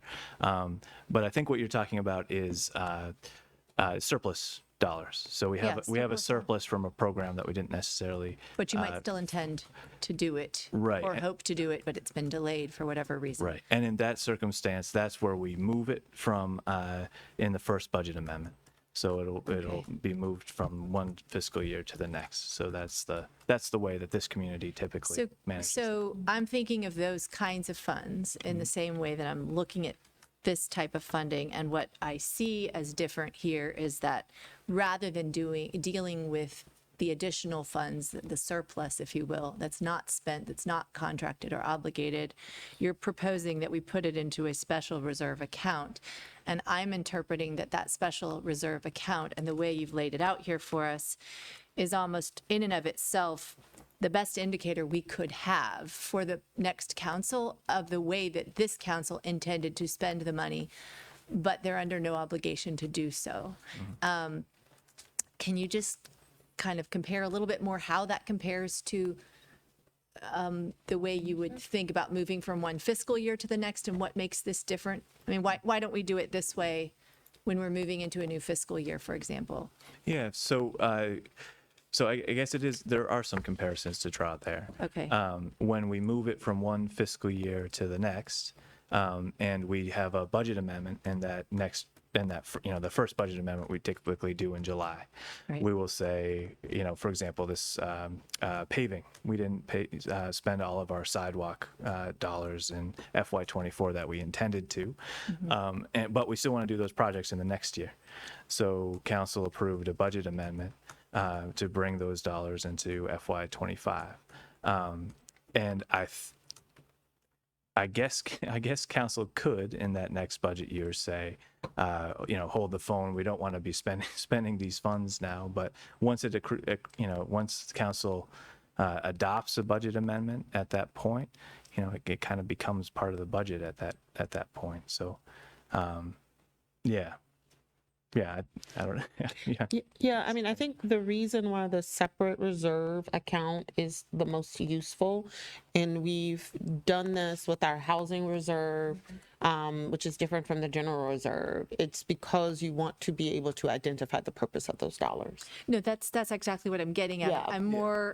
I guess I had the impression that actually this is a great way for us as a council by itself, without even a resolution, to indicate as well as clearly as we could what the intention of these dollars are, and then they will be tracked and they will be visited, and it will be very intentional as we swap dollars out, versus when we just move dollars from previous projects into the next fiscal year, which is also quite common, as how I understood it when I came onto council and how I've seen it. Seems like it's going. Yeah. So I guess I just wanted to get to that point so that people would sort of see more clearly. I don't know. That was the way I'm looking at it. Yeah. It made a lot more sense to me to think of it that way, because it is a different way of dealing with these monies that are kind of rolling over than we would normally do as we go from one fiscal year to the next, even though we have the same kind of issue that we had an intention as a council to spend that money, but we didn't spend it. Yeah, Anyway, it helps me think about it, and I thought it might help others. Yeah. Thank you, Councilmember Honzak. I do think that could be a way to think about it in this way. This is sort of a surplus spending that we are designating for a specific purpose. So in some way, it's that's why we call it a allocated reserve fund, right? It's not really a special fund. It's an allocated reserve. So we're saying this much of our reserve dollars, surplus dollars that we have that's in our reserve account, we're allocating for this specific purpose. I'll add too that most of the projects that we reallocate from one fiscal year to another are usually capital projects, and our capital plan is a 5-year document. And so in that way, there is that list translated from one council to another of what the priorities of the previous council were. So in that regard, it works in the exact same way. All right, Councilmember Gibson. I'm finished. Perfect. All right. So seeing no more lights, we will, next steps, see here. Yeah, so I'll see you all. Well, I'll see you next week, but I'll be back talking about this October 9th for our first work session on the second budget amendment, and we'll also have a resolution for the allocated reserve fund. And in the second budget amendment, you'll see that list that we had, and it will be specific accounts broken out by specific use, and we can talk more about it then. voting session will codify that plan, and then we'll be in a very good position. I feel really excited that we're here, that we'll be in a good position by our reporting deadline of January 31st, that we'll be able to report that we've obligated the balance of our ARPA funds. One So more that's all. Thank you. Councilmember DeBonne. One more question was, were there a lot of other projects that were eligible for ARPA funding, or were you just struggling to find as much as you did? So there are a lot of other projects that we could use for ARPA funding. Okay. One of the very broad expenditure categories is actually public sector capacity, public safety, wages, God, wages that's and the police benefits. So yes, there is no shortage of ARPA eligible uses within the general fund. Something we also talked about. I mean, there's a number of ERR purchases that we didn't look at or talk about, which could fall under that revenue replacement category as well. So But again, you were looking for bigger categories? yeah, we were and- looking for non-revenue replacement categories. Right. And yeah. Okay, thank you. All right, thank you so much. And so as Deputy City Manager Bodak mentioned, this will come back to us in a couple of different ways. So looking forward to future discussions. Okay, so do folks want to take a quick break, or do you want to power through to the last work session of the evening? Quick break? All right, so we will reconvene at 9:40. It's 9:30 now. All right, thank you all so much.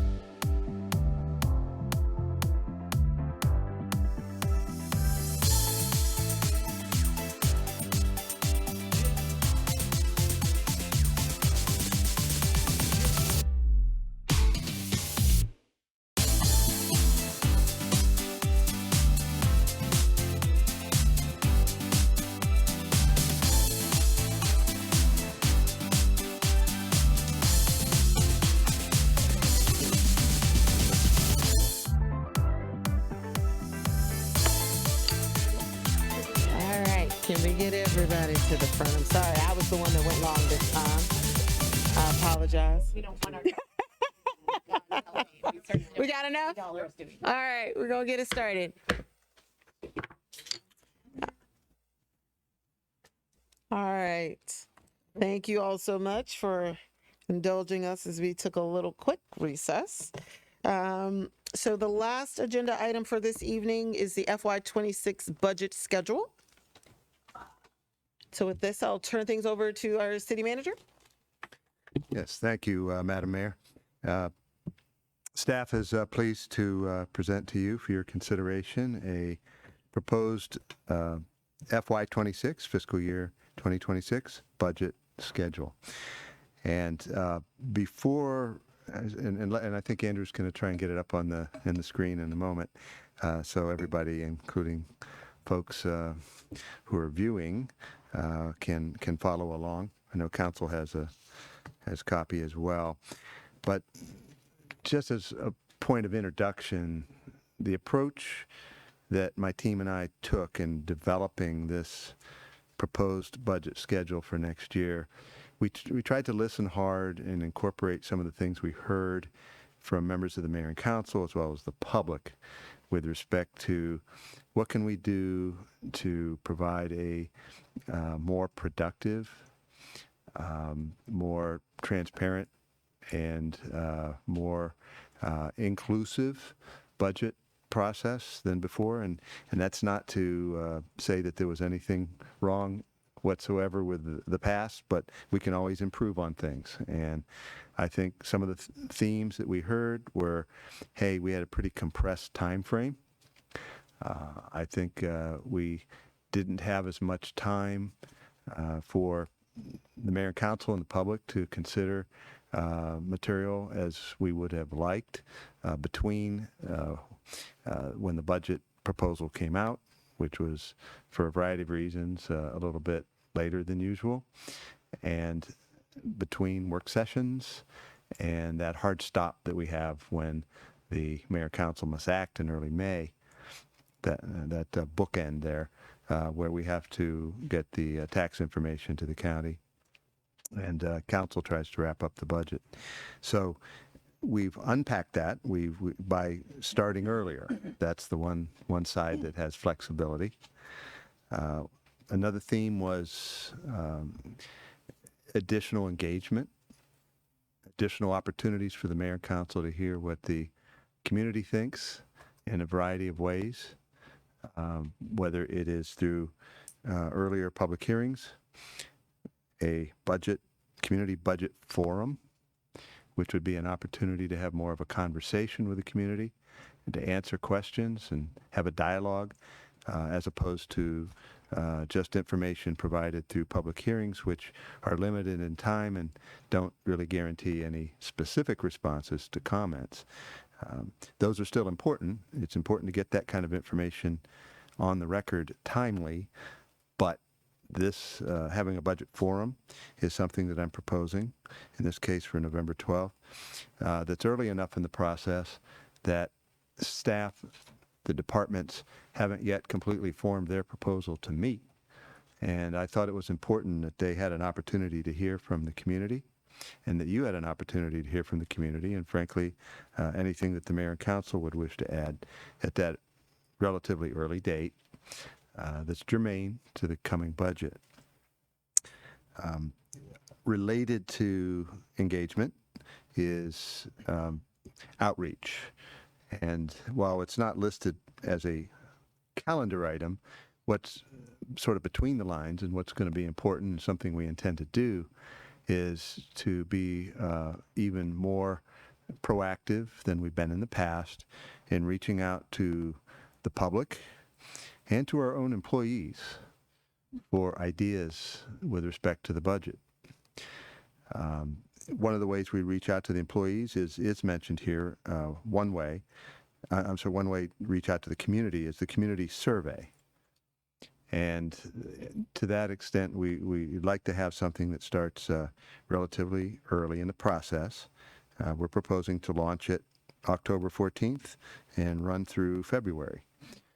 This would be information that would be collected on an ongoing basis, be accessible for review by the mayor and council and the public at any time, and ultimately be some feedback and some input that we hope will be contribute positively to the creation of the budget. Likewise, I'd like to have a formal survey of the mayor and council. I know that we've had in the past, the city has done work sessions or otherwise had discussions about mayor and council priorities, which is very important. What initiatives, what goals, which projects rise to the level of true council priorities for the budget. That's been done before. I think in addition to that, and one way to help organize thought around that and to simplify the process a little bit would be to have as a component of that overall effort a survey of the mayor and council. So we're going to put a draft survey together for your review. We want to make sure that the questions that we're asking you are encompassing all of the things that you think are important to relay to staff as we develop the budget for you.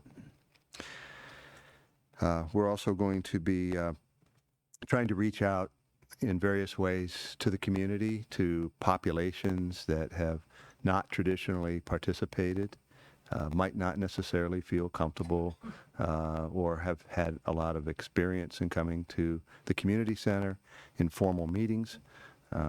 So we would like to encourage folks to do the survey and certainly like to find new ways to reach out to our residents of all kinds, newly arrived, long-term residents, both, the wide diversity of people that we have here, vulnerable populations. How do we best engage them to be part of our process? And this is an area that I will certainly benefit from hearing ideas from the mayor and council, and frankly, anybody in the community that would wish to share that with me and my staff.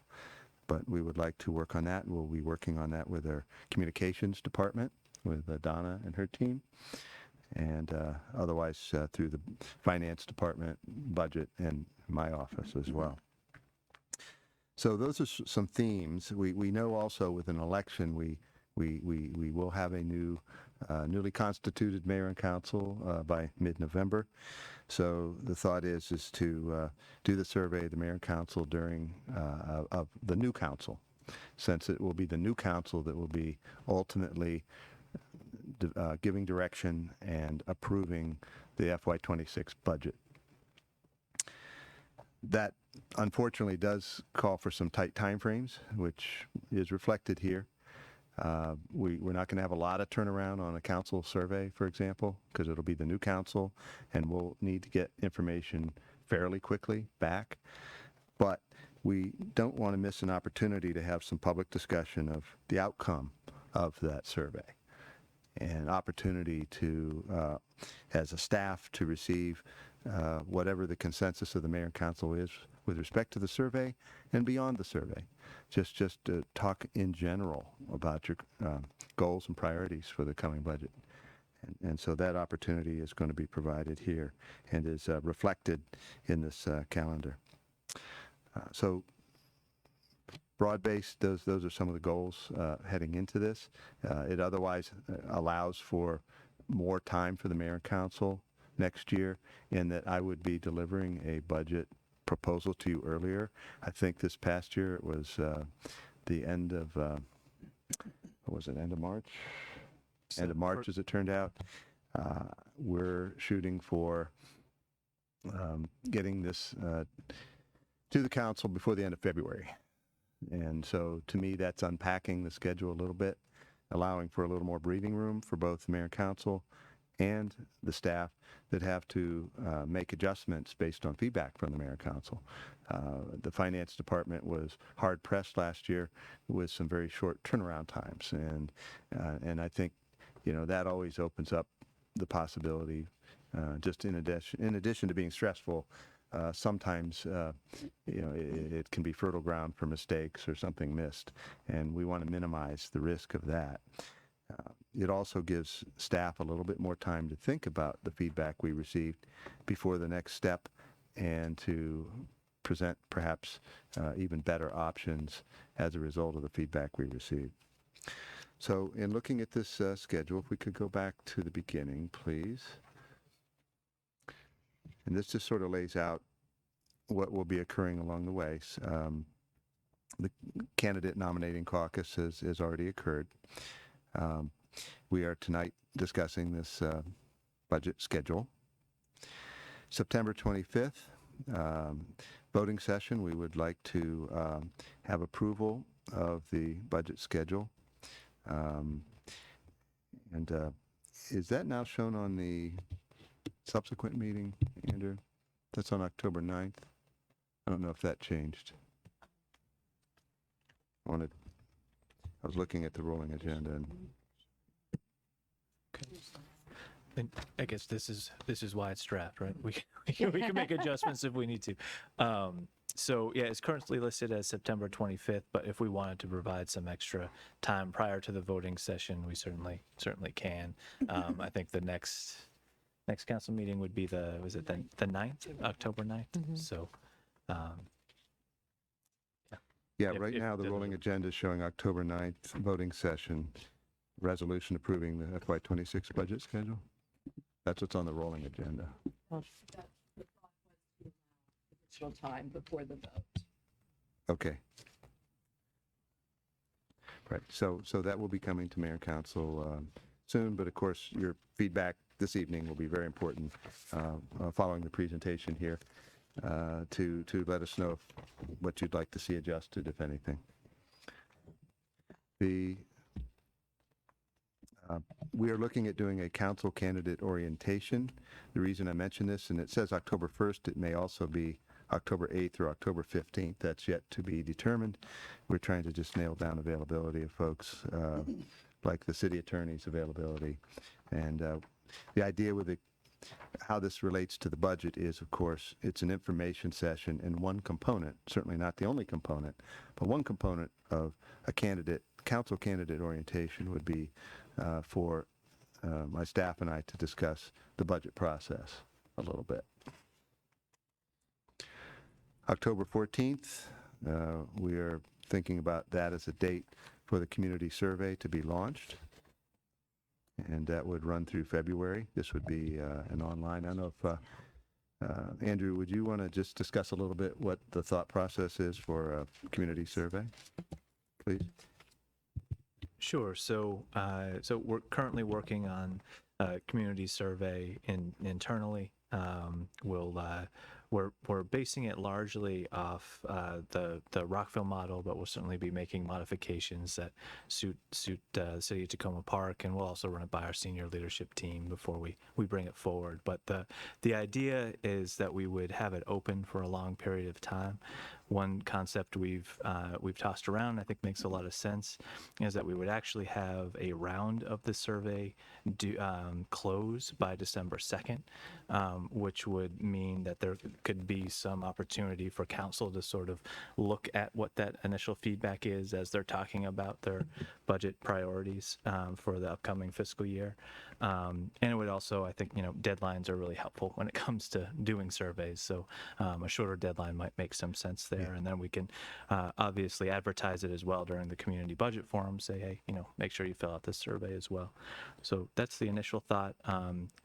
Maybe a version of the survey after that initial period would then be open again after that as we start presenting the budget, but a little bit to be determined on that. Yeah, and because this is an informal survey, not a scientific one, there's not going to be staff analysis. It's not going to be quantitative conclusions drawn from the survey, but it's still going to have great value, and I know this from experience, that we're going to see some tremendous ideas. We're going to see some constructive suggestions.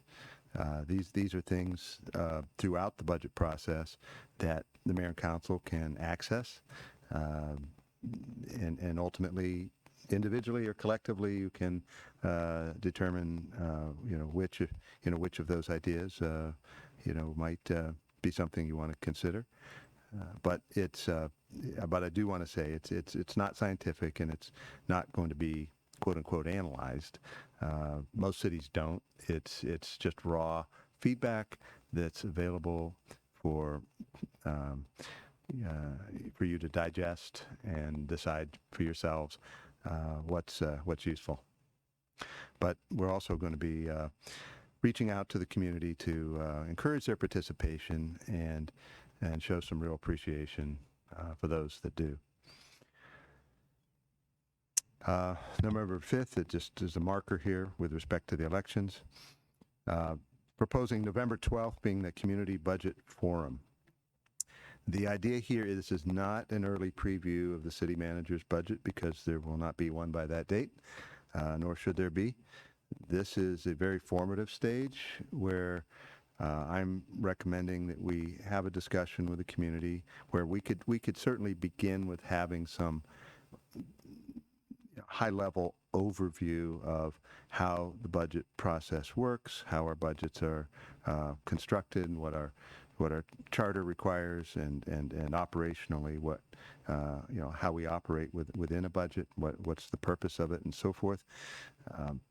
I also would want to use that as an opportunity to talk a little bit about our fiscal situation in the broadest terms.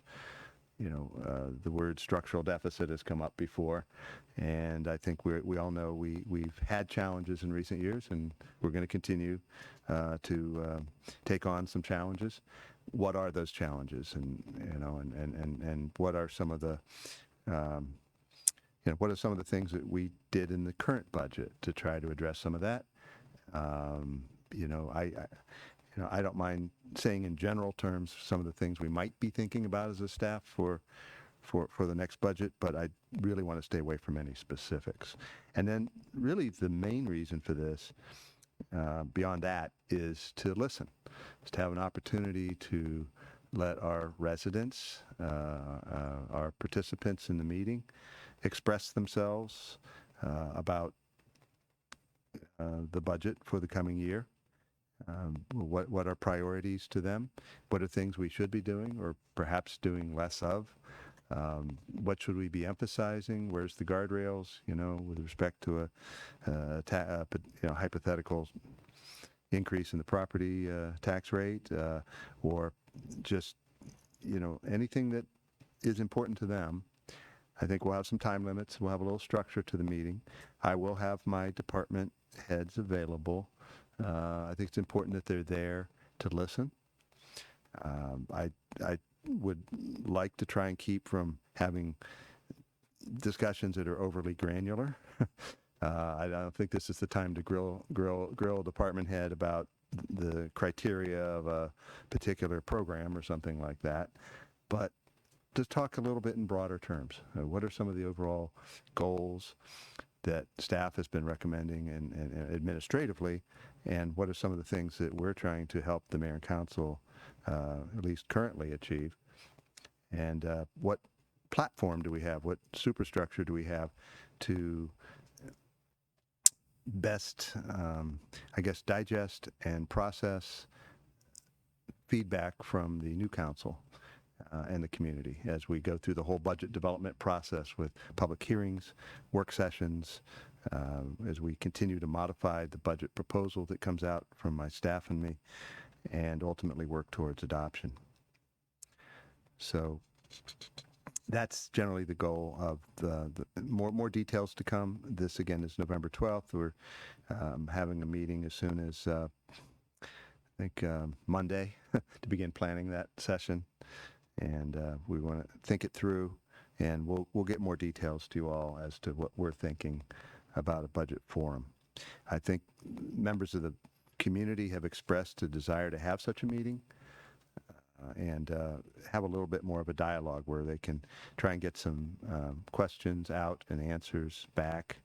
And I think it could be an educational and positive experience. November 18th, swearing in of the new mayor and council. November 20th, we're looking at City Council orientation. This would be now an orientation for those who have been ultimately selected for the seats. This would be a little more detailed than the council candidate orientation, so we would probably get a little bit more into process and particulars, probably provide more information and homework for council members with that one, but that is the second phase of the orientation process.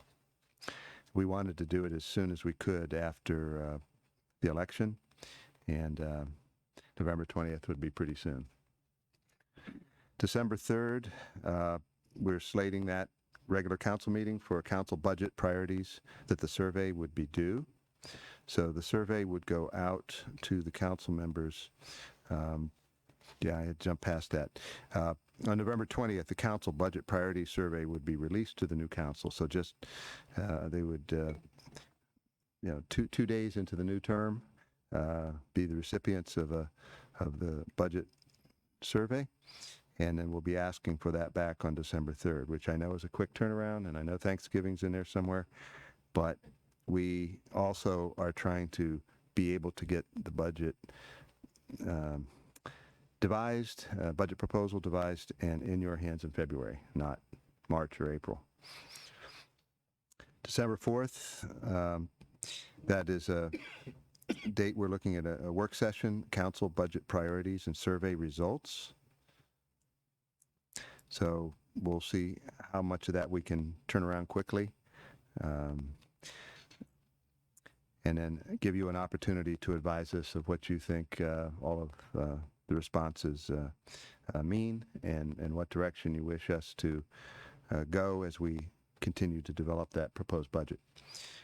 December 11th, voting session, council budget priorities resolution.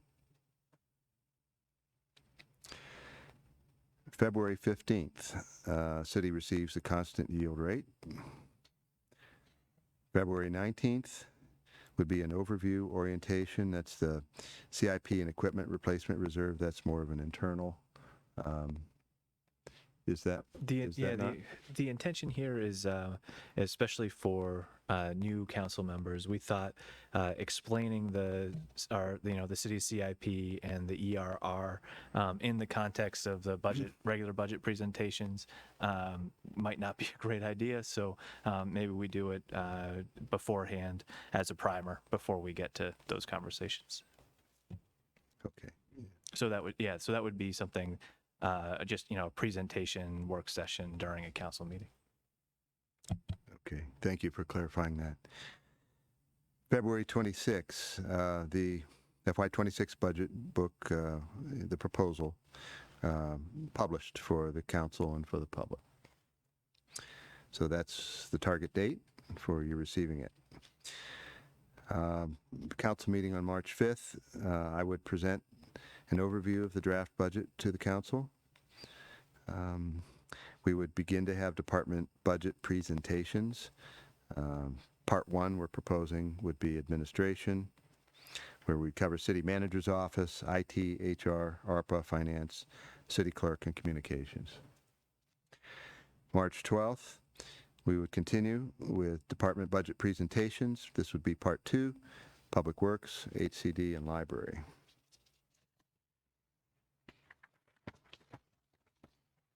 March 19th would be the first public hearing on the proposed budget, and we'd also have a department part three of budget presentations. It would be police and recreation. March 26th would be a work session, reconciliation number 1. April 2nd would be the second public hearing on the budget, and also a work session for reconciliation number 2. April 9th would be a voting session, reconciliation. April 30th would be a voting session for first reading of the ordinance, adopting the budget.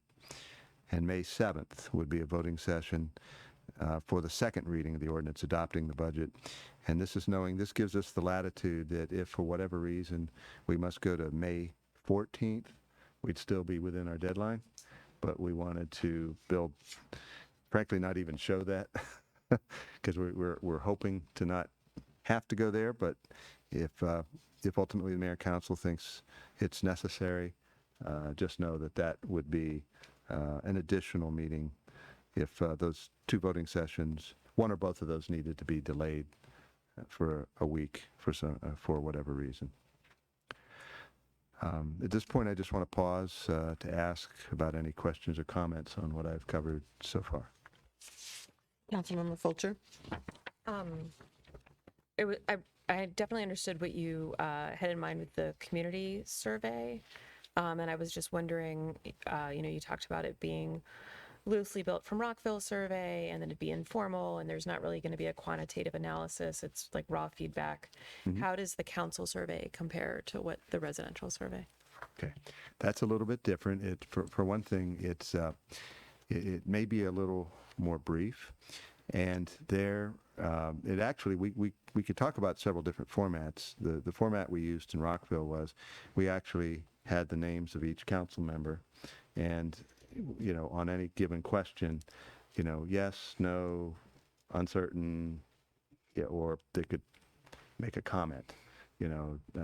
If they had something that didn't fit in any of those boxes, and it would just be presented as a report ultimately back to the council.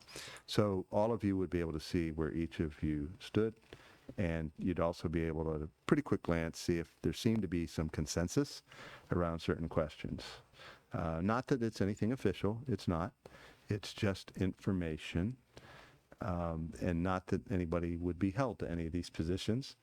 It's informal and it's early, but we always found that to be a very useful tool, and I've done it in other cities even before Rockville, to do a poll of the council on budget questions.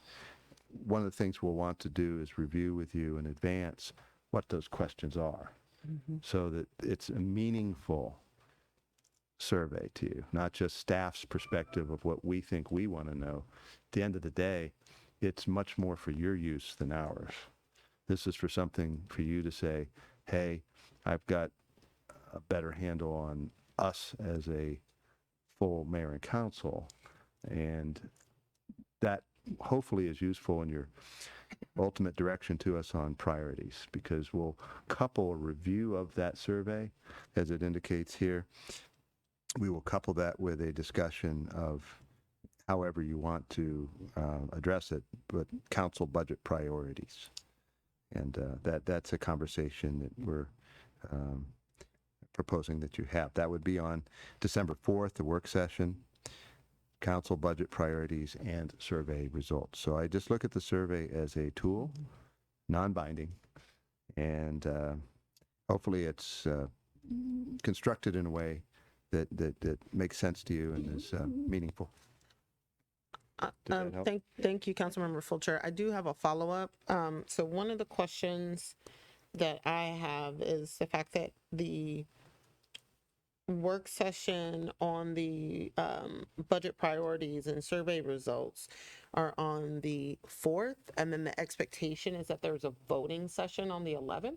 Who's writing that resolution? Because I will say, the last time, right, there was lots of debate amongst council in terms of drilling down the list, right? So, and keep in mind that we're going to be dealing with more, the potential for there to be more new people. So what you're likely going to get in terms of this survey is going to be a laundry list. And you hope, because I know that we dealt with, I'm looking at the deputy city manager, we talked through it the last time, you end up with a whole laundry list of things that people want. And sometimes there's some synergy, sometimes they're not. Then there needs to be some work session where everybody can debate and barter. Then you have what you need for a resolution. So is the idea that some of that is going to happen before council has a chance to see the actual results? I mean, I would say that, if council isn't going to see the results until the 4th, then that would mean that there's going to need to be some, and I should have caught this earlier, there's going to need to be some sort of bye week in between. Yeah. What's difficult is, from the calendar standpoint, is that you see where we jump from Oh December. no, I believe December me, 11th, I'm right? That's hoping your to be last on a meeting. nice beach somewhere warm, Yeah. all inclusive, where no one speaks English but me. So the And maybe the, yeah, it is tight. And it very well could be that there should be an additional work session. And, we're very open to that this is exactly why we want to present a draft here to you. That ideally for staff, we would have accomplished the priorities resolution by the end of the calendar year. If December 11th is your last meeting, that's why that's listed there. But it's also, there's such a tight period of time between swearing in of mayor and council members on November 18th. Right. And, getting everything buttoned up by the 11th of December is, you're talking about 3 weeks. I mean, the only thing that I could imagine is that work session would need to come with a recommended resolution. Because otherwise, yeah. Yeah.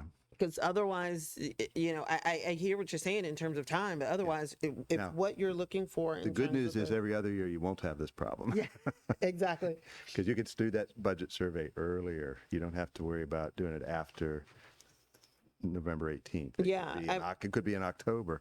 No. I completely understand that. I think what I'm saying is, in order for you to have a set of priorities that the council has agreed to, the council is going to need to be able to see how everyone has ranked their priorities, and there needs to be some opportunity for discussion Yeah. on And what reacting to a ultimately is draft. included in that resolution, regardless of who's writing it. Well, the hope was that on December 4th, that work session is where you discuss the survey results and you discuss those survey results as you're suggesting, and how that relates to budget priorities. The problem is that's such a quick turnaround from when they're due. The real challenge there is staff being able to receive that one day and have the meeting the next day. I just don't know how feasible So here's that what I'm suggesting, and I just need to take a little bit more time to think through this, because I know that the council orientation is going to be on November 20th. Understanding that Thanksgiving is going to get in the way, the only way this thing is going to work is if that survey results come back earlier. So, and then that way, at least the results would be able to be shared with council. And if and as it is now, it's just a turnaround from, let's see. Yeah, it's Thanksgiving week. Yeah, right, the 20th. Yeah, it goes out to the council on November 20th, and then would be due back on December 3rd. That could be shortened further. Not, in the interest of getting more time for that discussion after the survey. Yeah, no, Or I think processing it, but. I think we're gonna have to, we can discuss more offline, but I am concerned with us having potentially new council members being sworn in. 2 days later, they're going through orientation. They have the work session of the budget, and then during the Thanksgiving holiday, which, I mean, it is what it is what we all signed up for, but having to do the survey, and then also having to be able to digest the results of the survey in enough time to understand the budget and vote in enough time to give you some priorities. So I want to encourage you all to take another look at this timeline in this piece to see how and if there may be some way to build in a little bit more time. Councilmember DeBala? Yeah, so I had a couple of questions. That was one of them. Another one which relates is, in the past, this council has done a set of,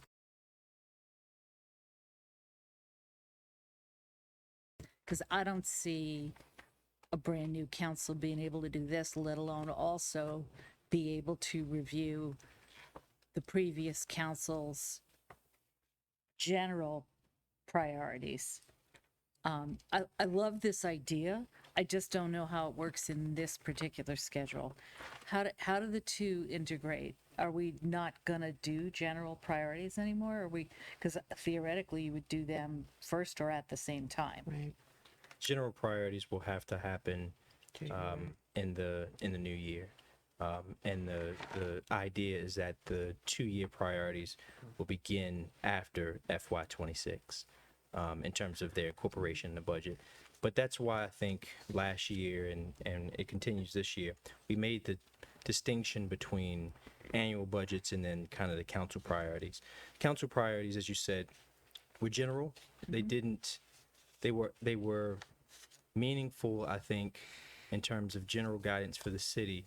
But because they are so inclusive, they made it very difficult to figure out exactly what the council's priority was in any given budget. Because we couldn't focus on all of it. So I think we can have that conversation amongst whoever remains and the new council, and get a sense from you all kind of what you want to see in the upcoming budget, and then have those later kind of general priority discussions at some point in the near future. It'll certainly be before FY26. I think when we talked about it, we said January or February, but you won't see, I guess in theory, you will see concepts of that implemented in the FY26 budget. You just won't have it on the general budget, general priorities on paper before we are able to have the initial discussion about annual priorities. So in that case, then I would be concerned that that what we would wind up with a bunch of new council members is a laundry list of very specific, like somebody might say more on police, and somebody else might say, I want this project on this block. And it would be, I don't know how useful that all is as council budget priorities. Right. Council, I'm sorry, I'm trying to stick with the list. Councilmember Hanzak, I think you're next. I just had a question, Mayor. I was looking at my calendar to remind myself, when did we have that retreat? Was it in January? January. Was it mid-January? It was, I believe it might, I'm trying to remember 2 years ago, like the first Yeah, one, no, I not was the looking on second my one. calendar to see. Yeah, not the first one. Yeah, I want to say it was mid-January, maybe, because we were on recess through the first week of January. Yeah, I'm just, because what I was going to share is I think I'm looking at the other new council members. I think we all did feel indeed like it was quick. Now, we didn't get the same kind of orientation, hopefully, that this stuff's going to get at such an early date, so that'll be a difference. But we did get some, and Councilmember DeBala, for example, also helped walk some of us through the budget on her own time. And even with that, it was still quite challenging, and we could end up with at least as many new council members, right? Theoretically, there are that many at play, but we will definitely have at least one, because two. Oh yes, we will have two. Yeah, two. Bye. Yeah, so that's a lot. I don't know what that means, but I'm just agreeing with you. Yeah. I was just seeing if we could figure out how we did it in that January. I don't know if it's possible to push any of this into January. I was wondering. Probably that too. not, I guess, right? That would Well, part of the Part of the goal is to use this. we'll to certainly inform the work with you, budget. whatever Yeah, I you get that. ultimately want to do. But the departments, we're trying to get department budgets put together by the end of the calendar year as best we can.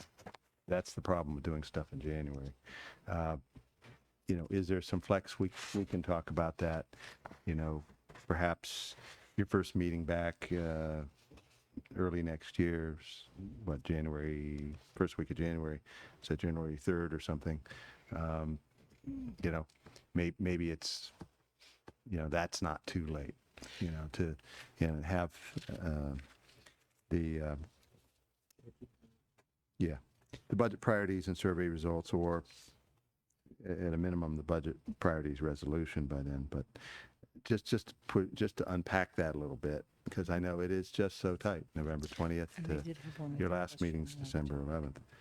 So Yeah, I mean, I think that we can, and again, maybe we could just strategize during, on maybe it's about the approach to getting the priorities out of people, where maybe the method will need to be different than what was used before. Because the method before, you kind of had to have some base level of knowledge in terms of what the priority issues were at play in order to rank or identify items. So you may have to rethink and not assume that folks are going to be a week and a half in and have enough working knowledge of the prior budget, what's not at play, what's still at play, to be able to make a recommendation about what they want the budget to look like. So it may mean, instead of just leaving it a bit of a free for all, it might mean taking a look at the current budget through the lens of, here are some of the major here are the council budget priorities last year that were funded. Here's a list of ones that were not. Here's some items that we know through the course of like ARPA discussions or decisions that are made towards the end of this term that are still at play that may potentially need to be discussed as part of the next budget. Here, like basically shortening the list for people instead of leaving it, and give them the opportunity to give their own thoughts, but not leaving it just a free for all. Because I'm just not, I would have not been ready a weekend to be able to tell you what I want to pay for. We would only be paying for the rec center if you asked me once I got into office as Ward 6 rep what I wanted to pay for. Another way, and I'm not sure if I even like this, but another way is if we're doing the council budget survey, then that might suggest some results, and maybe for the first time out, that's enough to know, and maybe that's what we focus on. If 6 out of 7 people say more on police, less on police, whatever, something like that, rather than these 5 projects in these 5 places. It's just a thought. And I guess thinking about what the intent of having the council survey and then having council come together and come up with a resolution is primarily you're providing staff and the city management team with guidance and what you want to see in the final budget. That's not the end of the process, though, when the city manager proposes the budget. So if we'll hold you to the resolution as we're preparing it, but if there are new things that come up over that period of time, learn more about ERR and CIP and have a better understanding of the city, that's certainly something that we can talk about in reconciliation and those other times. So I don't want us to be overly concerned with trying to compress. It's very helpful for us, but trying to compress everything into a very, very tight window. And thinking about ways to get more, I guess, sort of capacity in that period of time. I see there's a few options. One, we could have the budget survey due earlier, sometime during the week of Thanksgiving. We could add council meeting dates in this budget. We don't have any Monday meetings right now, but something we could think about maybe that week of December 11th to add, again, some more time for conversation. And then, I guess the one city manager already mentioned, extending it to January, which again would push everything a little bit back for us. And are we, Mayor, may I ask another question related to schedule? Are we also trying to get into that first couple weeks of December, a meeting with our state legislative team? That's already tentatively scheduled. I believe it is for the 11th. Let me quadruple check. Okay. It's both. There's And a the Monday thing. meeting with them on the 11th and a discussion with the lobbyists on the 4th. Right. Okay.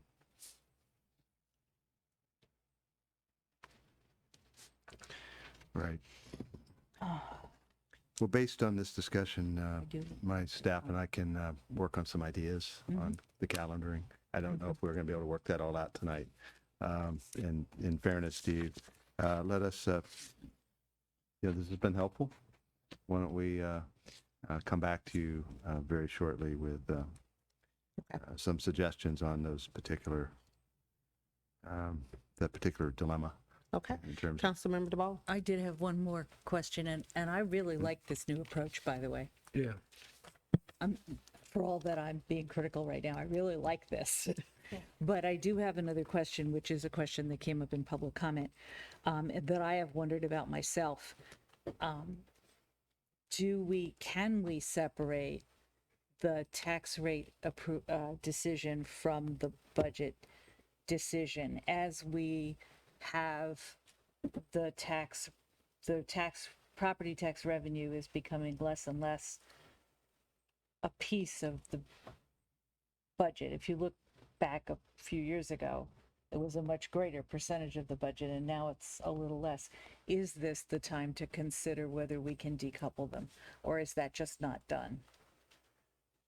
well, cities don't do that for a variety of reasons. Okay, so- and that's it. I really want to That's not- consult with Susan so that I can get available to you all and publicly, the rationale for that. But a lot of what gets added to the pages and stuff is illustrations, annexes, additional. Oh, just yeah, I'm not talking supplement. It's about not the 100 pages. substantive. It's things that just take a little bit more time to, assemble, but they're not changing the intent or the letter of what council approves in May. It just fleshes it out with, frankly, makes it a better document. And most cities, they're still working. A lot of cities are still working on their budget document.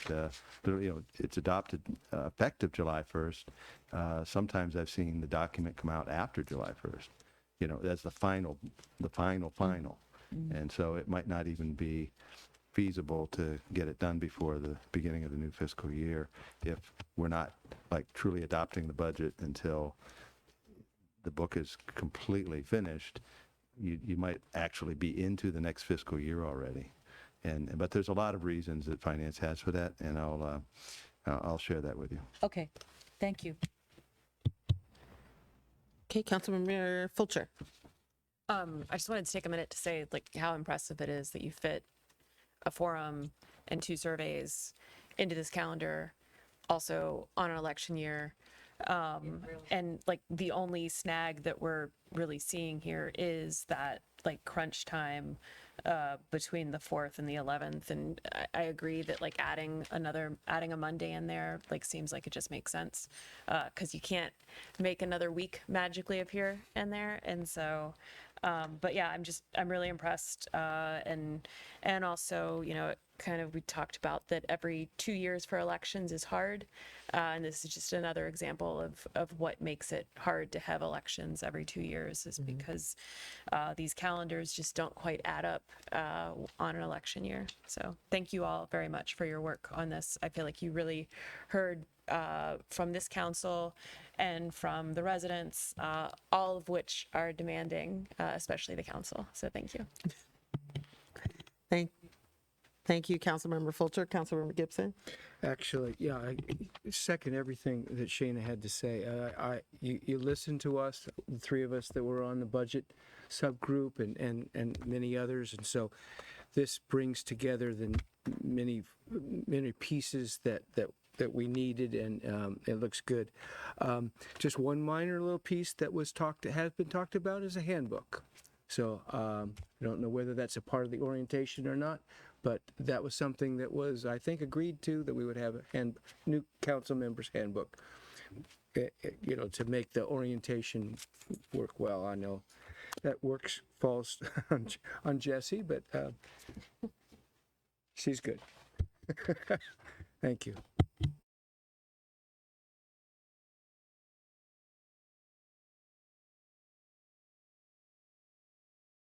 Seeing no more lights, I think we're done with this discussion in tonight's meeting. Would someone like to move for us to end tonight's session? So moved. Thank you so much, Councilmember Fulcher. Anybody else? Thank you, Councilmember Honzak. Everyone have a great evening.